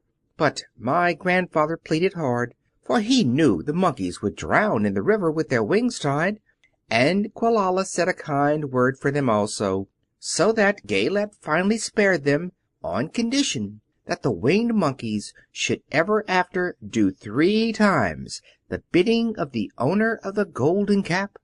This cap had been made for a wedding present to Quelala, and it is said to have cost the princess half her kingdom. Of course my grandfather and all the other monkeys at once agreed to the condition, and that is how it happens that we are 3 times the slaves of the owner of the golden cap, whosoever he may be. "And what became of them?" asked Dorothy, who had been greatly interested in the story. "Quelala being the first owner of the golden cap," replied the monkey, "he was the first to lay his wishes upon us. As his bride could not bear the sight of us, he called us all to him in the forest after he had married her, and ordered us always to keep where she could never set eyes on a winged monkey, which we were glad to do, for we were all afraid of her. That was all we ever had to do until the golden cap fell into the hands of the wicked Witch of the West, who made us enslave the Winkies and afterward drive Oz himself out of the land of the West. Now the golden cap is yours, and 3 times you have the right to lay your wishes upon us." As the Monkey King finished his story, Dorothy looked down and saw the green shining walls of the Emerald City before them. She wondered at the rapid flight of the monkeys, but was glad the journey was over. The strange creatures set the travelers down carefully before the gate of the city. The king bowed low to Dorothy, and then flew swiftly away, followed by all his band. "That was a good ride," said the little girl. "Yes, and a quick way out of our troubles," replied the Lion. "How lucky it was you brought away that wonderful cap." End of chapter 14. Chapter 15. The Discovery of Oz the Terrible. The 4 travelers walked up to the great gate of Emerald City and rang the bell. After ringing several times, it was opened by the same guardian of the gates they had met before. "What? Are you back again?" he asked in surprise. "Do you not see us?" answered the Scarecrow. "But I thought you had gone to visit the Wicked Witch of the West." "We did visit her," said the Scarecrow. "And she let you go again?" asked the man in wonder. "She could not help it, for she is melted," explained the Scarecrow. "Melted? Well, that is good news indeed," said the man. "Who melted her?" "It was Dorothy," said the Lion gravely. "Good gracious!" exclaimed the man, and he bowed very low indeed before her. Then he led them into his little room and locked the spectacles from the green box on all their eyes, just as he had done before. Afterward they passed on through the gate into the Emerald City. When the people heard from the guardian of the gates that Dorothy had melted the Wicked Witch of the West, they all gathered around the travelers and followed them in a great crowd to the palace of Oz. The soldier with the green whiskers was still on guard before the door, but he let them in at once, and they were again met by the beautiful green girl, who showed each of them to their old rooms at once, so they might rest until the great Oz was ready to receive them. The soldier had the news carried straight to Oz that Dorothy and the other travelers had come back again after destroying the Wicked Witch, but Oz made no reply. They thought the Great Wizard would send for them at once, but he did not. They had no word from him the next day, nor the next, nor the next. The waiting was tiresome and wearing, and at last they grew vexed that Oz should treat them in so poor a fashion after sending them to undergo hardships and slavery. So the Scarecrow at last asked the green girl to take another message to Oz, saying if he did not let them in to see him at once, they would call the winged monkeys to help them, and find out whether he kept his promises or not. When the Wizard was given this message, he was so frightened that he sent word for them to come to the throne room at 4 minutes after 9 o'clock the next morning. He had once met the winged monkeys in the land of the West, and he did not wish to meet them again. The 4 travelers passed a sleepless night, each thinking of the gift Oz had promised to bestow on him. Dorothy fell asleep only once, and then she dreamed she was in Kansas, where Aunt Em was telling her how glad she was to have her little girl at home again. Promptly at 9 o'clock the next morning, the green-whiskered soldier came to them, and 4 minutes later they all went into the throne room of the great Oz. Of course, each one of them expected to see the Wizard in the shape he had taken before, and all were greatly surprised when they looked about and saw no one at all in the room. They kept close to the door and closer to one another, for the stillness of the empty room was more dreadful than any of the forms they had seen Oz take. Presently they heard a solemn voice that seemed to come from somewhere near the top of the great dome, and it said, "I am Oz, the Great and Terrible. Why do you seek me?" They looked again in every part of the room, and then, seeing no one, Dorothy asked, "Where are you?" "I am everywhere," answered the voice, "but to the eyes of common mortals I am invisible. I will now seat myself upon my throne, that you may converse with me." Indeed, the voice seemed just then to come straight from the throne itself. So they walked toward it and stood in a row while Dorothy said, "We have come to claim our promise, O Oz." "What promise?" asked Oz. "You promised to send me back to Kansas when the Wicked Witch was destroyed," said the little girl.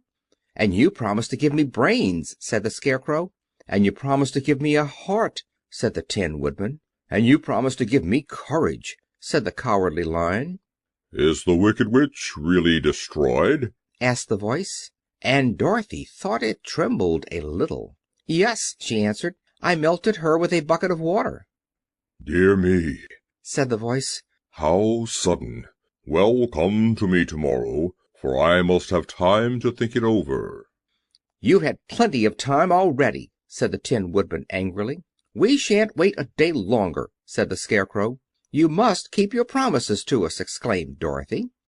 The Lion thought it might be as well to frighten the Wizard, so he gave a loud, large roar, which was so fierce and dreadful that Toto jumped away from him in alarm and tipped over the screen that stood in a corner.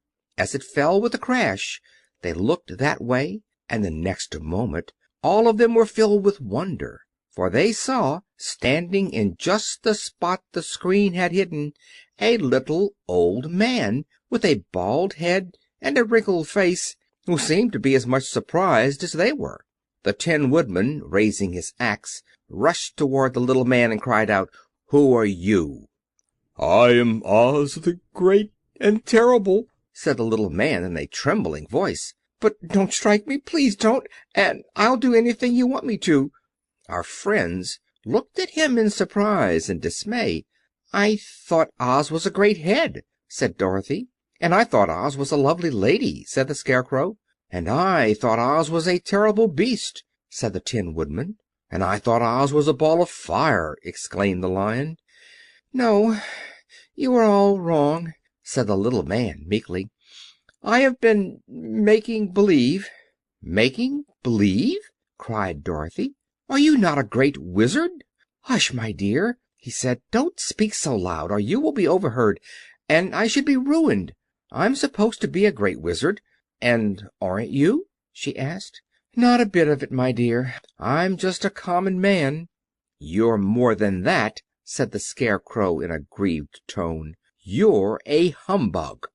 "Exactly so," declared the little man, rubbing his hands together as if it pleased him. "I am a humbug." "But this is terrible," said the Tin Woodman. "How shall I ever get my heart?"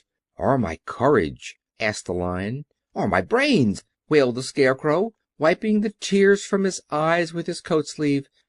"My dear friends," said Oz, "I pray you not to speak of these little things. Think of me, and the terrible trouble I'm in at being found out."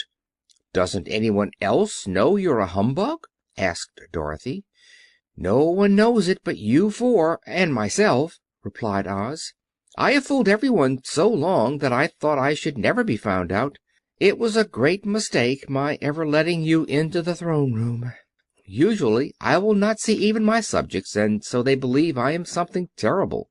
"But I don't understand," said Dorothy in bewilderment. "How was it that you appeared to me as a great head?" "That was one of my tricks," answered Oz. "Step this way, please, and I will tell you all about it."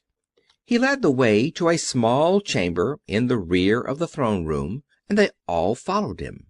He pointed to one corner, in which lay the great head, made out of many thicknesses of paper, and a carefully painted face. "This I hung from the ceiling by a wire," said Oz. "I stood behind the screen and pulled a thread to make the eyes move and the mouth open."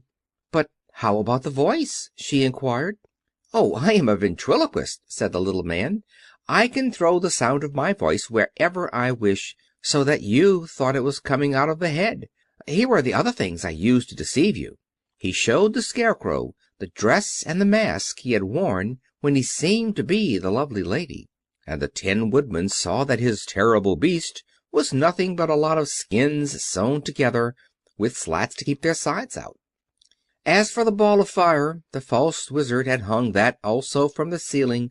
It was really a ball of cotton, but when oil was poured upon it, the ball burned fiercely.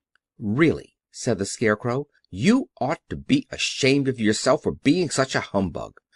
I certainly am," answered the little man sorrowfully. "But it was the only thing I could do.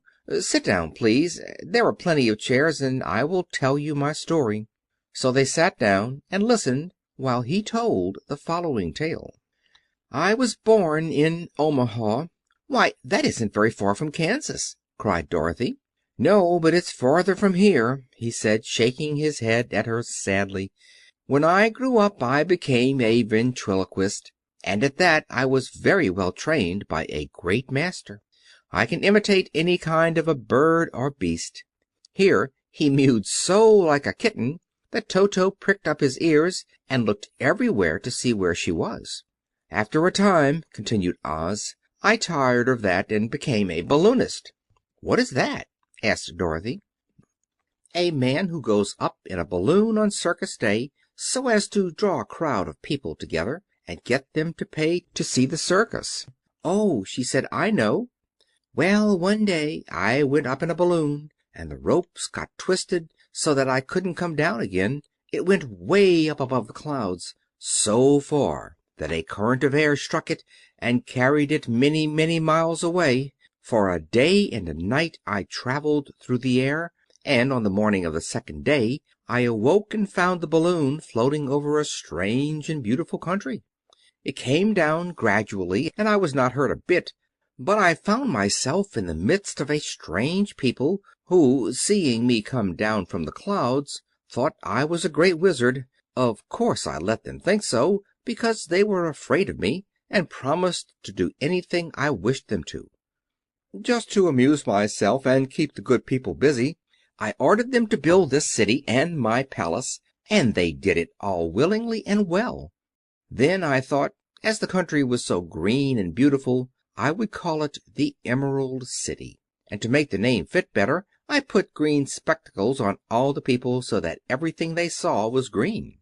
"But isn't everything here green?" asked Dorothy. "No more than in any other city," explained Oz. "But when you wear green spectacles, why, of course, everything you see looks green to you. The Emerald City was built a great many years ago, for I was a young man when the balloon brought me here, and I am a very old man now. But my people have worn green glasses on their eyes so long that most of them think it really is an Emerald City. And it certainly is a beautiful place, abounding in jewels and precious metals, and every good thing that is needed to make one happy.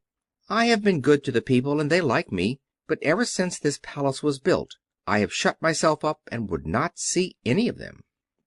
One of my greatest fears was the witches, for while I had no magical powers at all, I soon found out that the witches were really able to do wonderful things. There were 4 of them in this country, and they ruled the people who live in the north and south and east and west. Fortunately, the witches of the north and south were good, and I knew they would do me no harm. But the witches of the east and west were terribly wicked, and had they not thought I was more powerful than they themselves, they would surely have destroyed me. As it was, I lived in deadly fear of them for many years. So you can imagine how pleased I was when I heard your house had fallen on the Wicked Witch of the East. When you came to me I was willing to promise anything if you would only do away with the other witch, but now that you have melted her, I am ashamed to say that I cannot keep my promises." "I think you are a very bad man," said Dorothy. "Oh, no, my dear, I'm really a very good man, but I am a very bad wizard, I must admit." "Can't you give me brains?" asked the Scarecrow. "You don't need them. You are learning something every day. A baby has brains, but it doesn't know much. Experience is the only thing that brings knowledge, and the longer you are on earth, the more experience you are sure to get." "That may all be true," said the Scarecrow, "but I shall be very unhappy unless you give me brains." The false Wizard looked at him carefully. "Well," he said with a sigh, "I'm not much of a magician, as I said, but if you will come to me tomorrow morning I will stuff your head with brains. I cannot tell you how to use them, however. You must find that out for yourself." "Oh, thank you, thank you!" cried the Scarecrow. "I'll find a way to use them, never fear." "But how about my courage?" asked the Lion anxiously. "You have plenty of courage, I am sure," answered Oz. "All you need is confidence in yourself. There is no living thing that is not afraid when it faces danger. The true courage is in facing danger when you are afraid, and that kind of courage you have in plenty." "Perhaps I have, but I'm scared just the same," said the Lion. "I shall really be very unhappy unless you give me the sort of courage that makes one forget he is afraid." "Very well, I will give you that sort of courage tomorrow," replied Oz. "How about my heart?" asked the Tin Woodman. "Why, as for that," answered Oz, "I think you are wrong to want a heart. It makes most people unhappy. If you only knew it, you are in luck not to have a heart."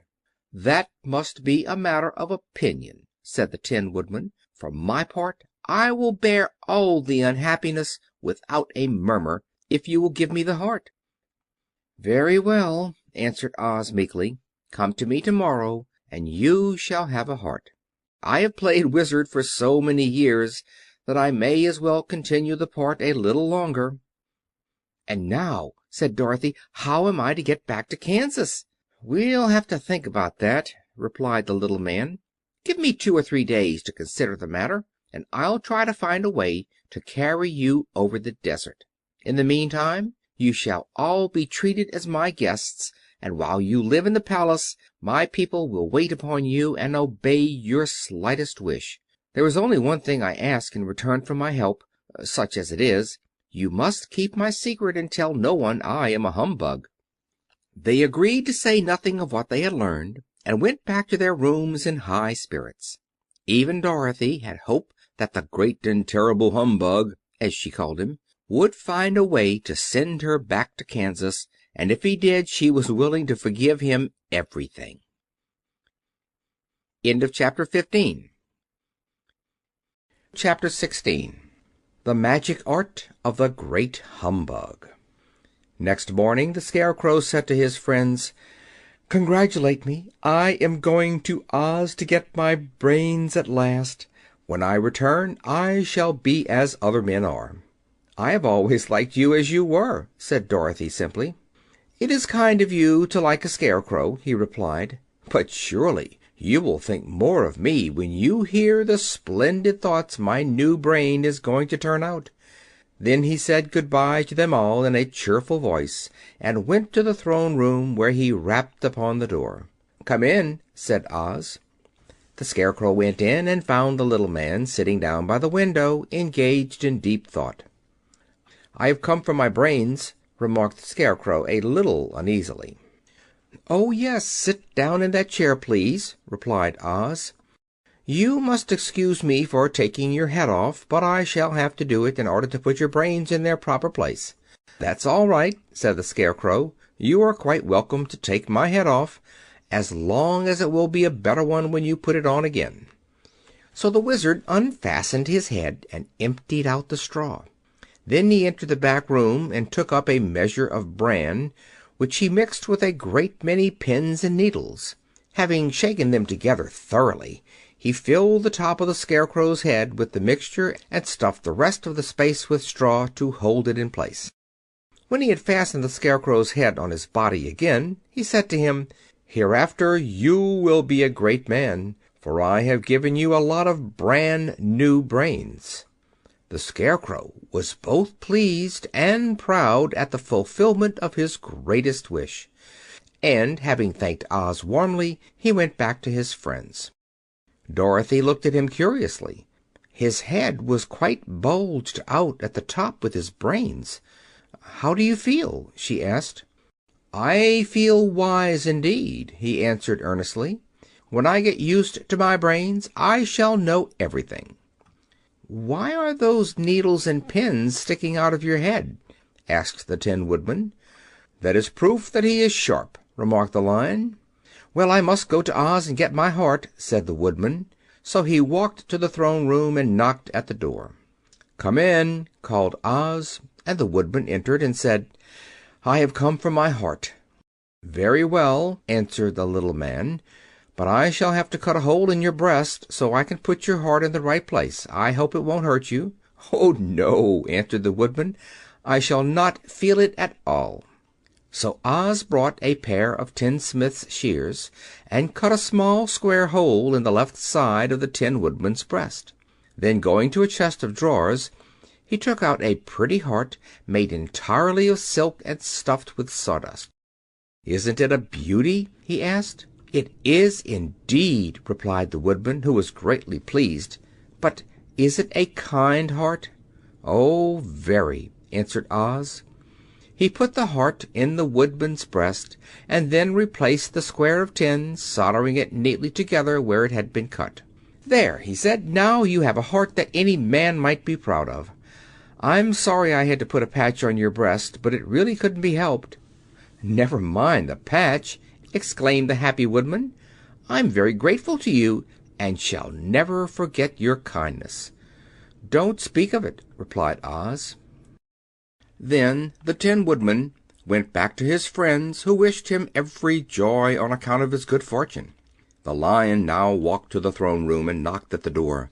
"Come in," said Oz. "I have come for my courage," announced the Lion, entering the room. "Very well," answered the little man. "I will get it for you." He went to a cupboard and, reaching up to a high shelf, took down a square green bottle, the contents of which he poured into a green gold dish, beautifully carved. Placing this before the Cowardly Lion, who sniffed at it as if he did not like it, the Wizard said, "Drink." "What is it?" asked the Lion.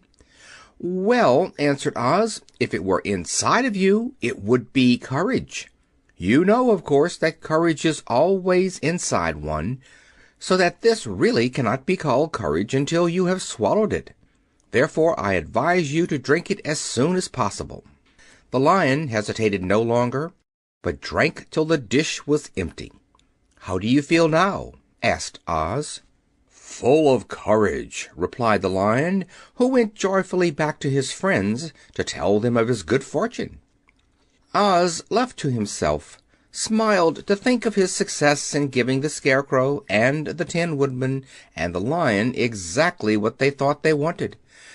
"How can I help being a humbug," he said, "when all these people make me do things that everybody knows can't be done? It was easy to make the Scarecrow and the Lion and the Woodman happy because they imagined I could do anything. But it will take more than imagination to carry Dorothy back to Kansas, and I'm sure I don't know how it can be done." End of Chapter 16. Chapter 17. How the Balloon Was Launched. For 3 days Dorothy heard nothing from Oz. These were sad days for the little girl, although her friends were all quite happy and contented. The Scarecrow told them there were wonderful thoughts in his head, but he would not say what they were because he knew no one could understand them but himself. When the Tin Woodman walked about, he felt his heart rattling around in his breast, and he told Dorothy he had discovered it to be a kinder and more tender heart than the one he had owned when he was made of flesh. The Lion declared he was afraid of nothing on earth, and would gladly face an army or a dozen of the fierce Kalidahs. Thus each of the little party was satisfied except Dorothy, who longed more than ever to get back to Kansas. On the 4th day, to her great joy, Oz sent for her, and when she entered the throne room he greeted her pleasantly. "Sit down, my dear. I think I have found the way to get you out of this country." "And back to Kansas?" she asked eagerly. "Well, I'm not sure about Kansas," said Oz, "for I haven't the faintest notion which way it lies. But the first thing to do is to cross the desert, and then it should be easy to find your way home." "How can I cross the desert?" she inquired. "Well, I'll tell you what I think," said the little man. "You see, when I came to this country, it was in a balloon. You also came through the air, being carried by a cyclone. So I believe the best way to get across the desert will be through the air. Now, it is quite beyond my powers to make a cyclone, but I've been thinking the matter over, and I believe I can make a balloon." "How?" asked Dorothy. "A balloon," said Oz, "is made of silk, which is coated with glue to keep the gas in. I have plenty of silk in the palace, so it will be no trouble to make the balloon. But in all this country there is no gas to fill the balloon with to make it float."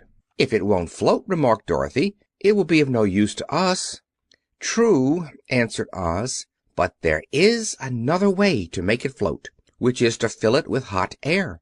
Hot air isn't as good as gas, for if the air should get cold the balloon would come down in the desert, and we should be lost." "We!" exclaimed the girl. "Are you going with me?" "Yes, of course," replied Oz. "I am tired of being such a humbug. If I should go out of this palace my people would soon discover I am not a wizard, and then they would be vexed with me for having deceived them. So I have to stay shut up in these rooms all day, and it gets tiresome. I'd much rather go back to Kansas with you and be in a circus again." "I shall be glad to have your company," said Dorothy. "Thank you," he answered. "Now, if you will help me sew the silk together, we will begin to work on our balloon." So Dorothy took a needle and thread, and as fast as Oz cut the strips of silk into proper shape, the girls sewed them neatly together. First there was a strip of light green silk, then a strip of dark green, and then a strip of emerald green, for Oz had a fancy to make the balloon in different shades of the color about them. It took 3 days to sew all the strips together, but when it was finished they had a big bag of green silk more than 20 feet long. Then Oz painted it on the inside with a coat of thin glue to make it airtight, after which he announced that the balloon was ready. "But we must have a basket to ride in," he said. So he sent the soldier with the green whiskers for a big clothes basket, which he fastened with many ropes to the bottom of the balloon. When it was all ready, Oz sent word to his people that he was going to make a visit to a great brother wizard who lived in the clouds.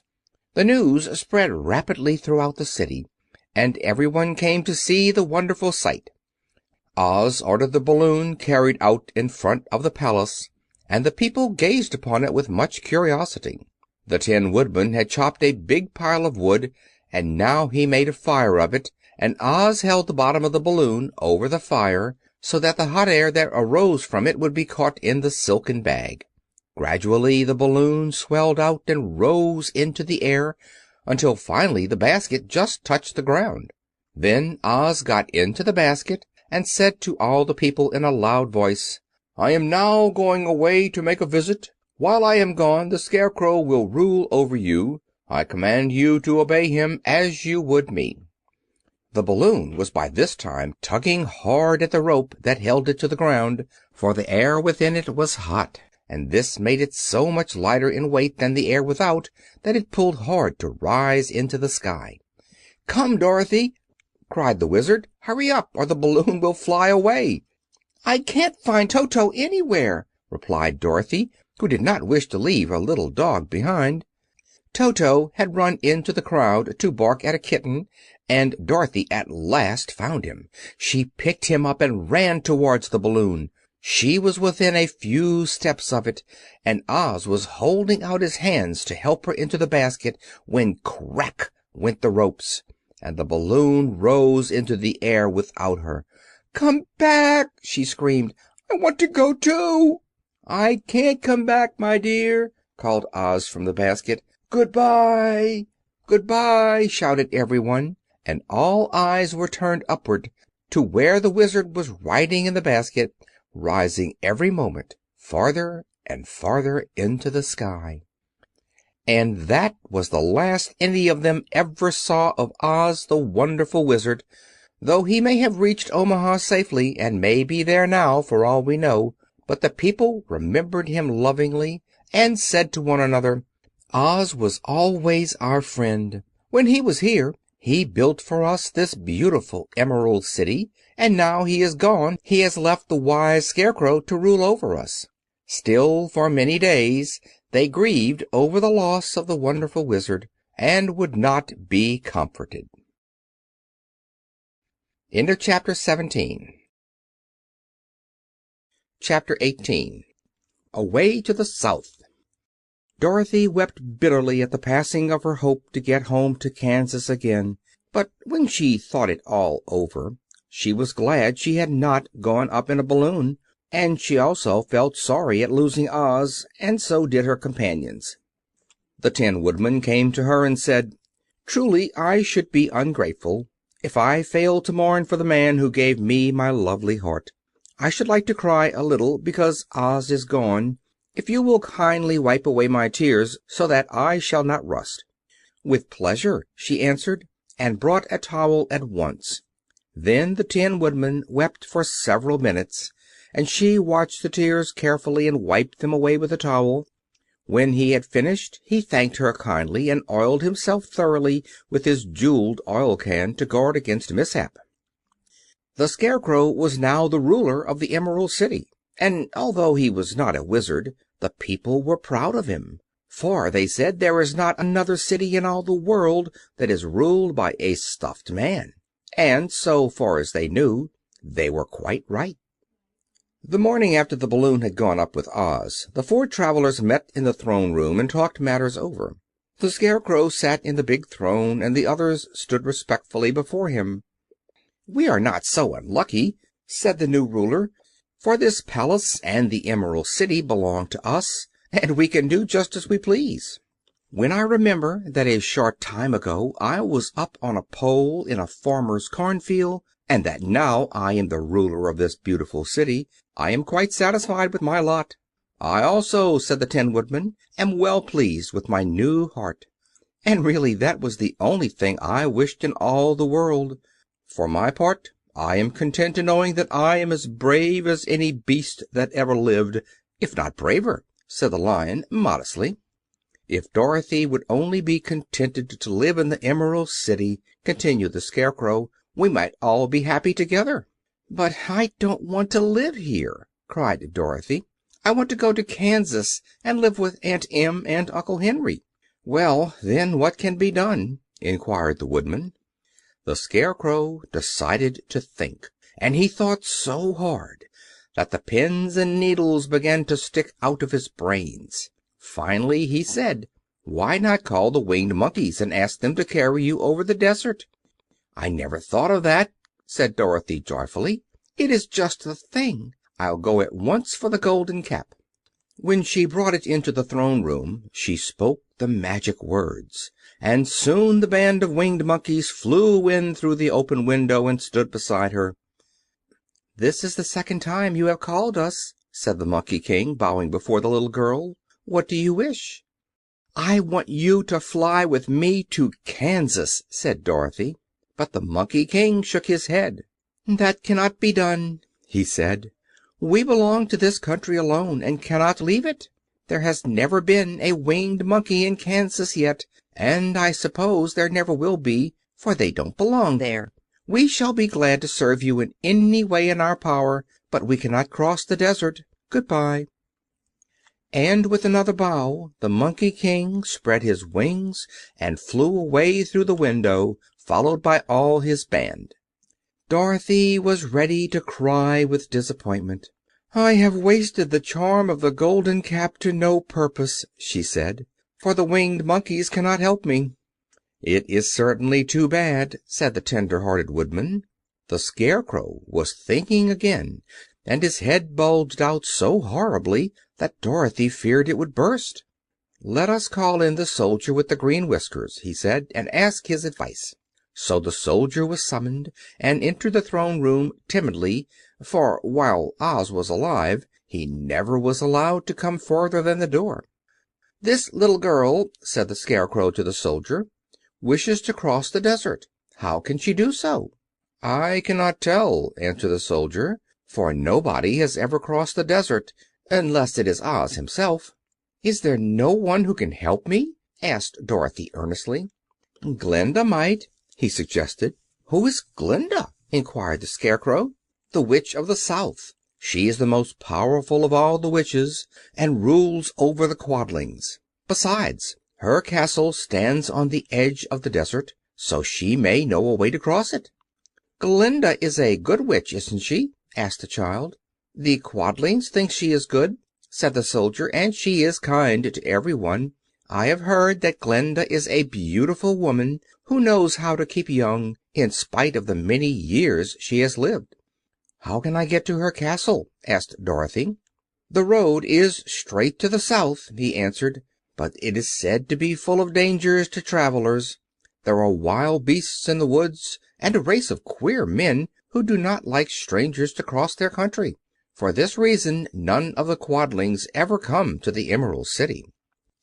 The soldier then left them, and the Scarecrow said, "It seems, in spite of dangers, that the best thing Dorothy can do is to travel to the land of the South and ask Glinda to help her. For, of course, if Dorothy stays here she will never get back to Kansas." "You must have been thinking again," remarked the Tin Woodman. "I have," said the Scarecrow. "I shall go with Dorothy," declared the Lion, "for I am tired of your city and long for the woods and the country again. I am really a wild beast, you know. Besides, Dorothy will need someone to protect her." "That is true," agreed the Woodman. "My axe may be of service to her, so I also will go with her to the land of the South." "When shall we start?" asked the Scarecrow. "Are you going?" they asked in surprise. "Certainly. If it wasn't for Dorothy, I should never have had brains. She lifted me from the pole in the cornfield and brought me to the Emerald City. So my good luck is all due to her, and I shall never leave her until she starts back to Kansas for good and all." "Thank you," said Dorothy gratefully. You are all very kind to me, but I should like to start as soon as possible." "We shall go tomorrow morning," returned the Scarecrow. "So now let us all get ready, for it will be a long journey." End of chapter 18. Chapter 19. Attacked by the Fighting Trees. The next morning Dorothy kissed the pretty green girl good-bye, and they all shook hands with the soldier with the green whiskers, who had walked with them as far as the gate. When the guardian of the gate saw them again, he wondered greatly that they could leave the beautiful city to get into new trouble, but he at once unlocked their spectacles, which he put back into the green box, and gave them many good wishes to carry with them. "You are now our ruler," he said to the Scarecrow, "so you must come back to us as soon as possible." "I certainly shall if I am able," the Scarecrow replied, "but I must help Dorothy to get home first." As Dorothy bade the good-natured guardian a last farewell, she said, "I have been very kindly treated in your lovely city, and everyone has been good to me. I cannot tell you how grateful I am." "Don't try, my dear," he answered. "We should like to keep you with us, but if it is your wish to return to Kansas, I hope you will find a way." He then opened the gate of the outer wall, and they walked forth and started upon their journey. The sun shone brightly as our friends turned their faces toward the land of the South. They were all in the best of spirits, and laughed and chatted together. Dorothy was once more filled with the hope of getting home, and the Scarecrow and the Tin Woodman were glad to be of use to her.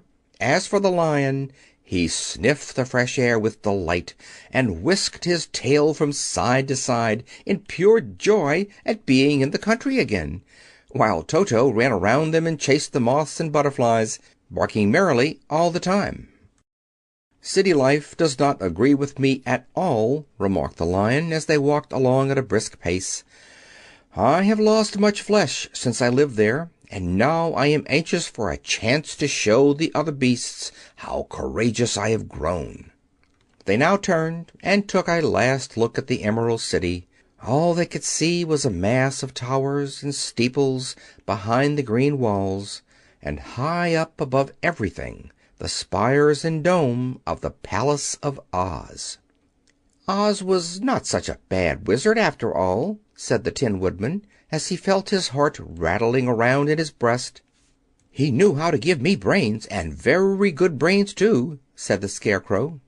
"If Oz had taken a dose of the same courage he gave me," added the Lion, "he would have been a brave man." Dorothy said nothing. Oz had not kept the promise he made her, but he had done his best, so she forgave him. As he said, he was a good man, even if he was a bad wizard. The first day's journey was through the green fields and bright flowers that stretched about the Emerald City on every side. They slept that night on the grass with nothing but the stars over them, and they rested very well indeed. In the morning they traveled on until they came to a thick wood. There was no way of going around it, for it seemed to extend to the right and left as far as they could see, and besides, they did not dare change the direction of their journey for fear of getting lost. So they looked for the place where it would be easiest to get into the forest. The Scarecrow, who was in the lead, finally discovered a big tree with such wide-spreading branches that there was room for the party to pass underneath. So he walked forward to the tree, but just as he came under the first branches, they bent down and twined around him, and the next minute he was raised from the ground and flung headlong among his fellow travelers. This did not hurt the Scarecrow, but it surprised him, and he looked rather dizzy when Dorothy picked him up. "Here is another space between the trees," called the Lion. "Let me try it first," said the Scarecrow, "for it doesn't hurt me to get thrown about." He walked up to the tree as he spoke, but its branches immediately seized him and tossed him back again. "This is strange!" exclaimed Dorothy. "What shall we do?" "The trees seem to have made up their minds to fight us and stop our journey," remarked the Lion. "I believe I will try it myself," said the Woodman, and shouldering his axe, he marched up to the first tree that had handled the Scarecrow so roughly. When a big branch bent down to seize him, the Woodman chopped at it so fiercely that he cut it in two. At once the tree began shaking all its branches as if in pain, and the Tin Woodman passed safely under it. "Come on!" he shouted to the others. "Be quick!" They all ran forward and passed under the tree without injury, except Toto, who was caught by a small branch and shaken until he howled, but the Woodman promptly chopped off the branch and set the little dog free. The other trees of the forest did nothing to keep them back, so they made up their mind that only the first row of trees could bend down their branches, and that probably these were the policemen of the forest, and given this wonderful power in order to keep strangers out of it. The four travelers walked with ease through the trees until they came to the farther edge of the wood.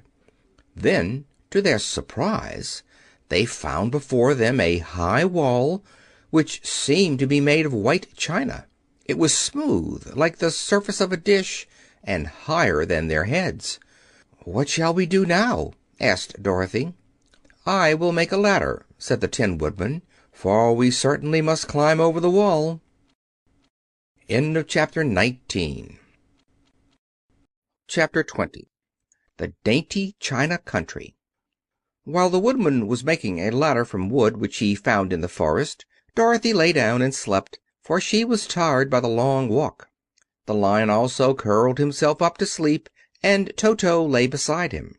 The Scarecrow watched the Woodman while he worked, and said to him, "I cannot think why this wall is here, nor what it is made of." "Rest your brains and do not worry about the wall," replied the Woodman. "When we have climbed over it, we shall know what is on the other side." After a time the ladder was finished. It looked clumsy, but the Tin Woodman was sure it was strong and would answer their purpose. The Scarecrow waked Dorothy and the Lion and Toto, and told them that the ladder was ready. The Scarecrow climbed up the ladder first, but he was so awkward that Dorothy had to follow close behind and keep him from falling off. When he got his head over the top of the wall, the Scarecrow said, "Oh, my!" "Go on!" exclaimed Dorothy. So the Scarecrow climbed farther up and sat down on the top of the wall, and Dorothy put her head over and cried, "Oh, my!" just as the Scarecrow had done.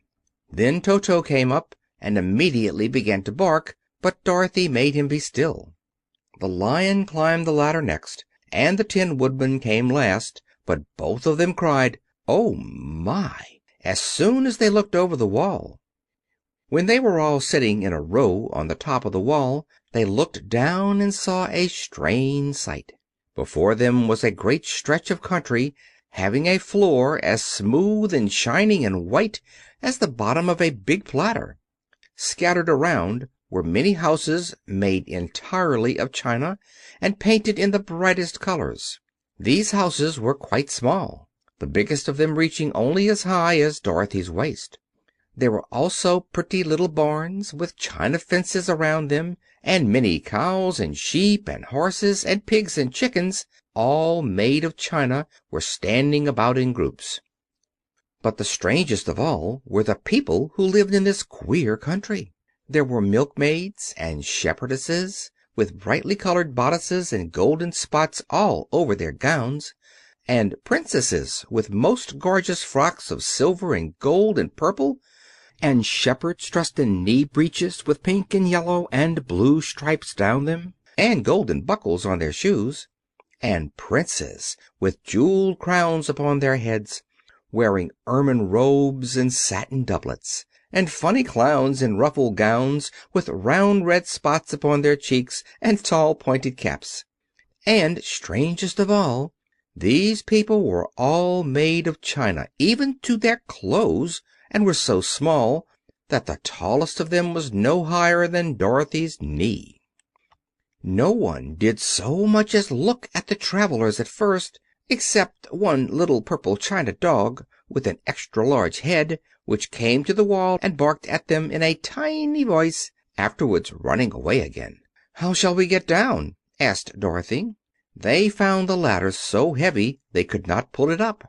So the Scarecrow fell off the wall, and the others jumped down upon him so that the hard floor would not hurt their feet. Of course they took pains not to light on his head and get the pins in their feet. When all were safely down, they picked up the Scarecrow, whose body was quite flattened out, and patted his straw into shape again. "We must cross this strange place in order to get to the other side," said Dorothy, "for it would be unwise for us to go any other way except due south." They began walking through the country of the China people, and the first thing they came to was a China milkmaid milking a China cow. As they drew near, the cow suddenly gave a kick and kicked over the stool, the pail, and even the milkmaid herself, and all fell on the china ground with a great clatter. Dorothy was shocked to see that the cow had broken her leg off, and that the pail was lying in several small pieces, while the poor milkmaid had a nick in her left elbow. "There!" cried the milkmaid angrily. "See what you have done. My cow has broken her leg, and I must take her to the mender's shop and have it glued on again. What do you mean by coming here and frightening my cow?" "I'm very sorry," returned Dorothy. "Please forgive us." But the pretty milkmaid was much too vexed to make an answer. She picked up the leg sulkily and led her cow away, the poor animal limping on 3 legs. As she left them, the milkmaid cast many reproachful glances over her shoulder at the clumsy strangers, holding her nicked elbow close to her side. Dorothy was quite grieved at this mishap. "We must be very careful here," said the kind-hearted Woodman, "or we may hurt these pretty little people so they will never get over it." A little farther on, Dorothy met a most beautifully dressed young princess, who stopped short as she saw the strangers and started to run away. Dorothy wanted to see more of the princess, so she ran after her, but the China girl cried out, "Don't chase me! Don't chase me!" She had such a frightened little voice that Dorothy stopped and said, "Why not?" "Because," answered the princess, also stopping a safe distance away, "if I run I may fall down and break myself." "But could you not be mended?" asked the girl. "Oh, yes, but one is never so pretty after being mended, you know," replied the princess. "I suppose not," said Dorothy. "Now there is Mr. Joker, one of our clowns," continued the China lady, "who is always trying to stand upon his head. He has broken himself so often that he is mended in 100 places and doesn't look at all pretty. Here he comes now, so you can see for yourself." Indeed, a jolly little clown came walking toward them, and Dorothy could see that in spite of his pretty clothes of red and yellow and green, he was completely covered with cracks, running every which way and showing plainly that he had been mended in many places. The clown put his hands in his pockets, and after puffing out his cheeks and nodding his head at them saucily, he said, "My lady fair, why do you stare at poor old Mr. Joker? You're quite as stiff and prim as if you'd eaten up a poker." "Be quiet, sir," said the princess. "Can't you see these are strangers and should be treated with respect?" "Well, that's respect, I expect," declared the clown, and immediately stood upon his head. "Don't mind Mr. Joker," said The princess to Dorothy. "he is considerably cracked in his head, and that makes him foolish." "Oh, I don't mind him a bit," said Dorothy. "But you are so beautiful," she continued, "that I am sure I could love you dearly. Won't you let me carry you back to Kansas and stand you on Aunt Em's mantle? I could carry you in my basket." "That would make me very unhappy," answered the China Princess. "You see, here in our country we live contentedly and can talk and move around as we please, but whenever any of us are taken away, our joints at once stiffen, and we can only stand straight and look pretty. Of course, that is all that is expected of us when we are on mantels and cabinets and drawing-room tables, but our lives are much pleasanter here in our own country." "I would not make you unhappy for all the world," exclaimed Dorothy, "so I'll just say good-bye." "Goodbye," replied the Princess. They walked carefully through the China country.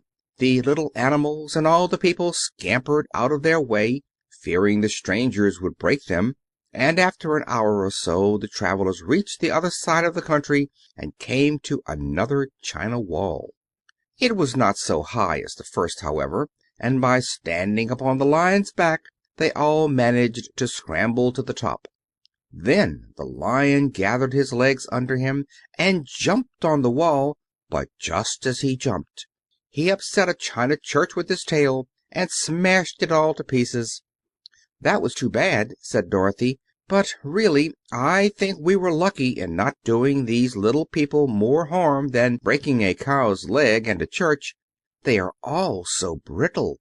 "They are indeed," said the Scarecrow, "and I am thankful I am made of straw and cannot be easily damaged. There are worse things in the world than being a scarecrow." End of chapter 20. Chapter 21. The Lion becomes the King of Beasts. After climbing down from the china wall, the travelers found themselves in a disagreeable country, full of bogs and marshes and covered with tall, rank grass. It was difficult to walk without falling into muddy holes, for the grass was so thick that it hid them from sight. However, by carefully picking their way, they got safely along until they reached solid ground. But here the country seemed wilder than ever, and after a long and tiresome walk through the underbrush they entered another forest, where the trees were bigger and older than any they had ever seen. "This forest is perfectly delightful," declared the Lion, looking around him with joy. "Never have I seen a more beautiful place." "It seems gloomy," said the Scarecrow. "Not a bit of it," answered the Lion. "I should like to live here all my life. See how soft the dried leaves are under your feet, and how rich and green the moss is that clings to these old trees. Surely no wild beast could wish a pleasanter home." "Perhaps there are wild beasts in the forest now," said Dorothy. "I suppose there are," returned the Lion, "but I do not see any of them about." They walked through the forest until it became too dark to go any farther. Dorothy and Toto and the Lion lay down to sleep, while the Woodman and the Scarecrow kept watch over them as usual. When morning came, they started again. Before they had gone far, they heard a low rumble, as of the growling of many wild animals. Toto whimpered a little, but none of the others was frightened, and they kept along the well-trodden path until they came to an opening in the wood, in which were gathered hundreds of beasts of every variety. There were tigers and elephants and bears and wolves and foxes and all the others in the natural history, and for a moment Dorothy was afraid. But the Lion explained that the animals were holding a meeting, and he judged by their snarling and growling that they were in great trouble. As he spoke, several of the beasts caught sight of him, and at once the great assemblage hushed as if by magic. The biggest of the tigers came up to the Lion and bowed, saying, "Welcome, O King of Beasts. You have come in good time to fight our enemy and bring peace to all the animals of the forest once more." "What is your trouble?" asked the Lion quietly. "We are all threatened," answered the tiger, "by a fierce enemy which has lately come into this forest. It is a most tremendous monster, like a great spider, with a body as big as an elephant and legs as long as a tree trunk. It has 8 of these long legs, and as the monster crawls through the forest, he seizes an animal with a leg and drags it to his mouth, where he eats it as a spider does a fly. Not one of us is safe while this fierce creature is alive, and we had called a meeting to decide how to take care of ourselves when you came among us." The Lion thought for a moment. "Are there any other lions in this forest?" he asked. "No, there were some, but the monster has eaten them all. And besides, there were none of them nearly so large and brave as you." "If I put an end to your enemy, will you bow down to me and obey me as king of the forest?" inquired the Lion. "We will do that gladly," returned the tiger, and all the other beasts roared with a mighty roar. "We will." "Where is this great spider of yours now?" asked the Lion. "Yonder, among the oak trees," said the Tiger, pointing with his forefoot. "Take good care of these friends of mine," said the Lion, "and I will go at once to fight the monster." He bade his comrades good-bye and marched proudly away to do battle with the enemy. The great spider was lying asleep when the Lion found him, and it looked so ugly that its foe turned up his nose in disgust. Its legs were quite as long as the Tiger had said, and its body was covered with coarse black hair. It had a great mouth with a row of sharp teeth a foot long, but its head was joined to the pudgy body by a neck as slender as a wasp's waist. This gave the Lion a hint of the best way to attack the creature, and he knew it was easier to fight it asleep than awake. He gave a great spring and landed directly upon the monster's back. Then, with one blow of his heavy paw, all armed with sharp claws, he knocked the spider's head from its body. Jumping down, he watched it until the long legs stopped wiggling, when he knew it was quite dead. The Lion went back to the opening where the beasts of the forest were waiting for him, and said proudly, "You need fear your enemy no longer." Then the beasts bowed down to the Lion as their king, and he promised to come back and rule over them as soon as Dorothy was safely on her way to Kansas. End of Chapter 21. Chapter 22. The Country of the Quadlings. The four travelers passed through the rest of the forest in safety, and when they came out from its gloom, saw before them a steep hill, covered from top to bottom with great pieces of rock. "That will be a hard climb," said the Scarecrow, "but we must get over the hill, nevertheless." So he led the way, and the others followed. They had nearly reached the first rock when they heard a rough voice cry out, "Keep back!" "Who are you?" asked the Scarecrow. Then a head showed itself over the rock, and the same voice said, "This hill belongs to us, and we don't allow anyone to cross it." "But we must cross it," said the Scarecrow. "We're going to the country of the Quadlings." "But you shall not," replied the voice, and there stepped from behind the rock the strangest man the travelers had ever seen. He was quite short and stout, and had a big head, which was flat at the top and supported by a thick neck full of wrinkles. But he had no arms at all, and seeing this, the Scarecrow did not fear that so helpless a creature could prevent them from climbing the hill, so he said, "I'm sorry not to do as you wish, but we must pass over the hill whether you like it or not," and he walked boldly forward. As quick as lightning, the man's head shot forward, and his neck stretched out until the top of the head, where it was flat, struck the Scarecrow in the middle and sent him tumbling over and over down the hill. Almost as quickly as it came, the head went back to the body, and the man laughed harshly as he said, "It isn't as easy as you think." A chorus of boisterous laughter came from the other rocks, and Dorothy saw hundreds of the armless hammerheads upon the hillside, one behind every rock. The Lion became quite angry at the laughter caused by the Scarecrow's mishap, and giving a loud roar that echoed like thunder, he dashed up the hill. Again a head shot swiftly out, and the great Lion went rolling down the hill as if he had been struck by a cannon-ball. Dorothy ran down and helped the Scarecrow to his feet, and the Lion came up to her feeling rather bruised and sore, and said, "It is useless to fight people with shooting heads. No one can withstand them." "What then can we do?" she asked. "Call the winged monkeys," suggested the Tin Woodman. "You still have the right to command them once more." "Very well," she answered, and putting on the golden cap, she uttered the magic words. The monkeys were as prompt as ever, and in a few moments the entire band stood before her. "What are your commands?" inquired the King of the Monkeys, bowing low. "Carry us over the hill to the country of the Quadlings," answered the girl. "It shall be done," said the king, and at once the winged monkeys caught the four travelers and Toto up in their arms and flew away with them.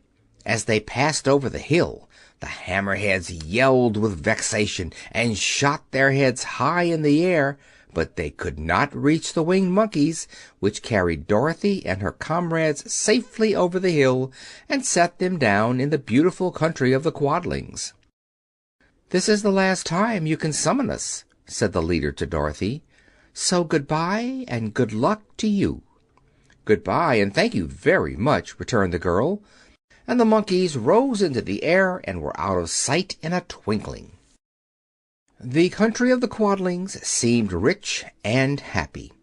There was field upon field of ripening grain, with well-paved roads running between, and pretty rippling brooks with strong bridges across them. The fences and houses and bridges were all painted bright red, just as they had been painted yellow in the country of the Winkies and blue in the country of the Munchkins. The Quadlings themselves, who were short and fat and looked chubby and good-natured, were dressed all in red, which showed bright against the green grass and the yellowing grain. The monkeys had set them down near a farmhouse, and the four travelers walked up to it and knocked at the door. It was opened by the farmer's wife, and when Dorothy asked for something to eat, the woman gave them all a good dinner, with 3 kinds of cake and 4 kinds of cookies, and a bowl of milk for Toto. "How far is it to the castle of Glinda?" asked the child. "It is not a great way," answered the farmer's wife. "Take the road to the south, and you will soon reach it." Thanking the good woman, they started afresh and walked by the fields and across the pretty bridges until they saw before them a very beautiful castle. Before the gates were 3 young girls, dressed in handsome red uniforms trimmed with gold braid, and as Dorothy approached, one of them said to her, "Why have you come to the South Country?" "To see the good witch who rules here," she answered. "Will you take me to her?"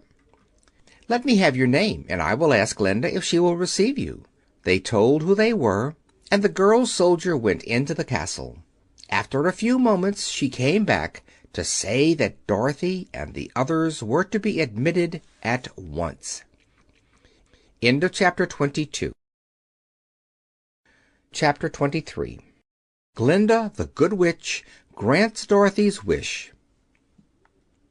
Before they went to see Glinda, however, they were taken to a room of the castle, where Dorothy washed her face and combed her hair, and the Lion shook the dust out of his mane, and the Scarecrow patted himself into his best shape, and the Woodman polished his tin and oiled his joints. When they were all quite presentable, they followed the soldier girl into a big room, where the witch Glinda sat upon a throne of rubies. She was both beautiful and young to their eyes. Her hair was a rich red in color and fell in flowing ringlets over her shoulders. Her dress was pure white, but her eyes were blue, and they looked kindly upon the little girl. "What can I do for you, my child?" she asked.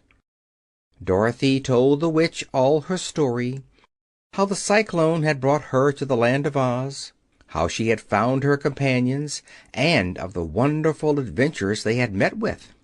"My greatest wish now," she added, "is to get back to Kansas, for Aunt Em will surely think something dreadful has happened to me, and that will make her put on mourning, and unless the crops are better this year than they were last, I am sure Uncle Henry cannot afford it." Glinda leaned forward and kissed the sweet, upturned face of the loving little girl. "Bless your dear heart," she said. "I am sure I can tell you of a way to get back to Kansas." Then she added, "But if I do, you must give me the golden cap." "Willingly!" exclaimed Dorothy.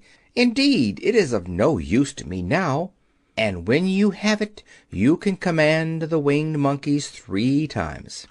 And I think I shall need their services just those 3 times," answered Glinda, smiling. Dorothy then gave her the golden cap, and the witch said to the Scarecrow, What will you do when Dorothy has left us?" "I will return to the Emerald City," he replied, "for Oz has made me its ruler, and the people like me. The only thing that worries me is how to cross the Hill of the Hammerheads." "By means of the Golden Cap I shall command the winged monkeys to carry you to the gates of the Emerald City," said Glinda, "for it would be a shame to deprive the people of so wonderful a ruler." "Am I really wonderful?" asked the Scarecrow. "You are unusual," replied Glinda. Turning to the Tin Woodman, she asked, "What will become of you when Dorothy leaves this country?" He leaned on his axe and thought a moment. Then he said, "The Winkies were very kind to me and wanted me to rule over them after the Wicked Witch died. I am fond of the Winkies, and if I could get back to the country of the West, I should like nothing better than to rule over them forever." "My second command to the winged monkeys," said Glinda, "will be that they carry you safely to the land of the Winkies. Your brain may not be so large to look at as that of the Scarecrow, but you are really brighter than he is, when you are well polished. And I am sure you will rule the Winkies wisely and well." Then the Witch looked at the big shaggy Lion and asked, "When Dorothy has returned to her own home, what will become of you?" "Over the Hill of the Hammerheads," he answered, "lies a grand old forest, and all the beasts that live there have made me their king. If I could only get back to this forest, I would pass my life very happily there." "My third command to the winged monkeys," said Glinda, "shall be to carry you to your forest. Then, having used up the powers of the Golden Cap, I shall give it to the King of the Monkeys, that he and his band may thereafter be free for evermore." The Scarecrow and the Tin Woodman and the Lion now thanked the Good Witch earnestly for her kindness, and Dorothy exclaimed, "You are certainly as good as you are beautiful. But you have not yet told me how to get back to Kansas." "Your silver shoes will carry you over the desert," replied Glinda. "If you had known their power, you could have gone back to your Aunt Em the very first day you came to this country." "But then I should not have had my wonderful brains," cried the Scarecrow. "I might have passed my whole life in the farmer's cornfield." "And I should not have had my lovely heart," said the Tin Woodman. "I might have stood and rusted in the forest till the end of the world." "And I should have lived a coward forever," declared the Lion, "and no beast in all the forest would have had a good word to say to me." "That is all true," said Dorothy, "and I am glad I was of use to these good friends. But now that each of them has had what he most desired, and each is happy in having a kingdom to rule besides, I think I should like to go back to Kansas." "The silver shoes," said the Good Witch, "have wonderful powers, and one of the most curious things about them is that they can carry you to any place in the world in 3 steps, and each step will be made in the wink of an eye. All you have to do is to knock the heels together 3 times, and command the shoes to carry you wherever you wish to go." "If that is so," said the child joyfully, "I will ask them to carry me back to Kansas at once." She threw her arms around the Lion's neck and kissed him, patting his big head tenderly. Then she kissed the Tin Woodman, who was weeping in a way most dangerous to his joints. But she hugged the soft, stuffed body of the Scarecrow in her arms instead of kissing his painted face, and found she was crying herself at this sorrowful parting from her loving comrades. Glinda the Good stepped down from her ruby throne to give the little girl a good-bye kiss, and Dorothy thanked her for all the kindness she had shown to her friends and herself. Dorothy now took Toto up solemnly in her arms, and having said one last good-bye, she clapped the heels of her shoes together 3 times, saying, "Take me home to Aunt Em." Instantly she was whirling through the air, so swiftly that all she could see or feel was the wind whistling past her ears.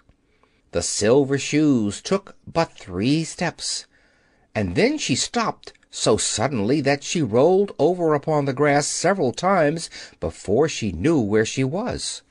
At length, however, she sat up and looked about her. "Good gracious!" she cried. For she was sitting on the broad Kansas prairie, and just before her was the new farmhouse Uncle Henry built after the cyclone had carried away the old one. Uncle Henry was milking the cows in the barnyard, and Toto had jumped out of her arms and was running toward the barn, barking furiously. Dorothy stood up and found she was in her stocking feet, for the silver shoes had fallen off in her flight through the air and were lost forever in the desert. End of chapter 23. Chapter 24. Home Again. Aunt Em had just come out of the house to water the cabbages when she looked up and saw Dorothy running toward her. "My darling child!" she cried, folding the little girl in her arms and covering her face with kisses. "Where in the world did you come from?" "From the Land of Oz," said Dorothy gravely. "And here is Toto, too. And oh, Aunt Em, I'm so glad to be home again." End of chapter 24. End of The Wonderful Wizard of Oz by L. Frank Baum.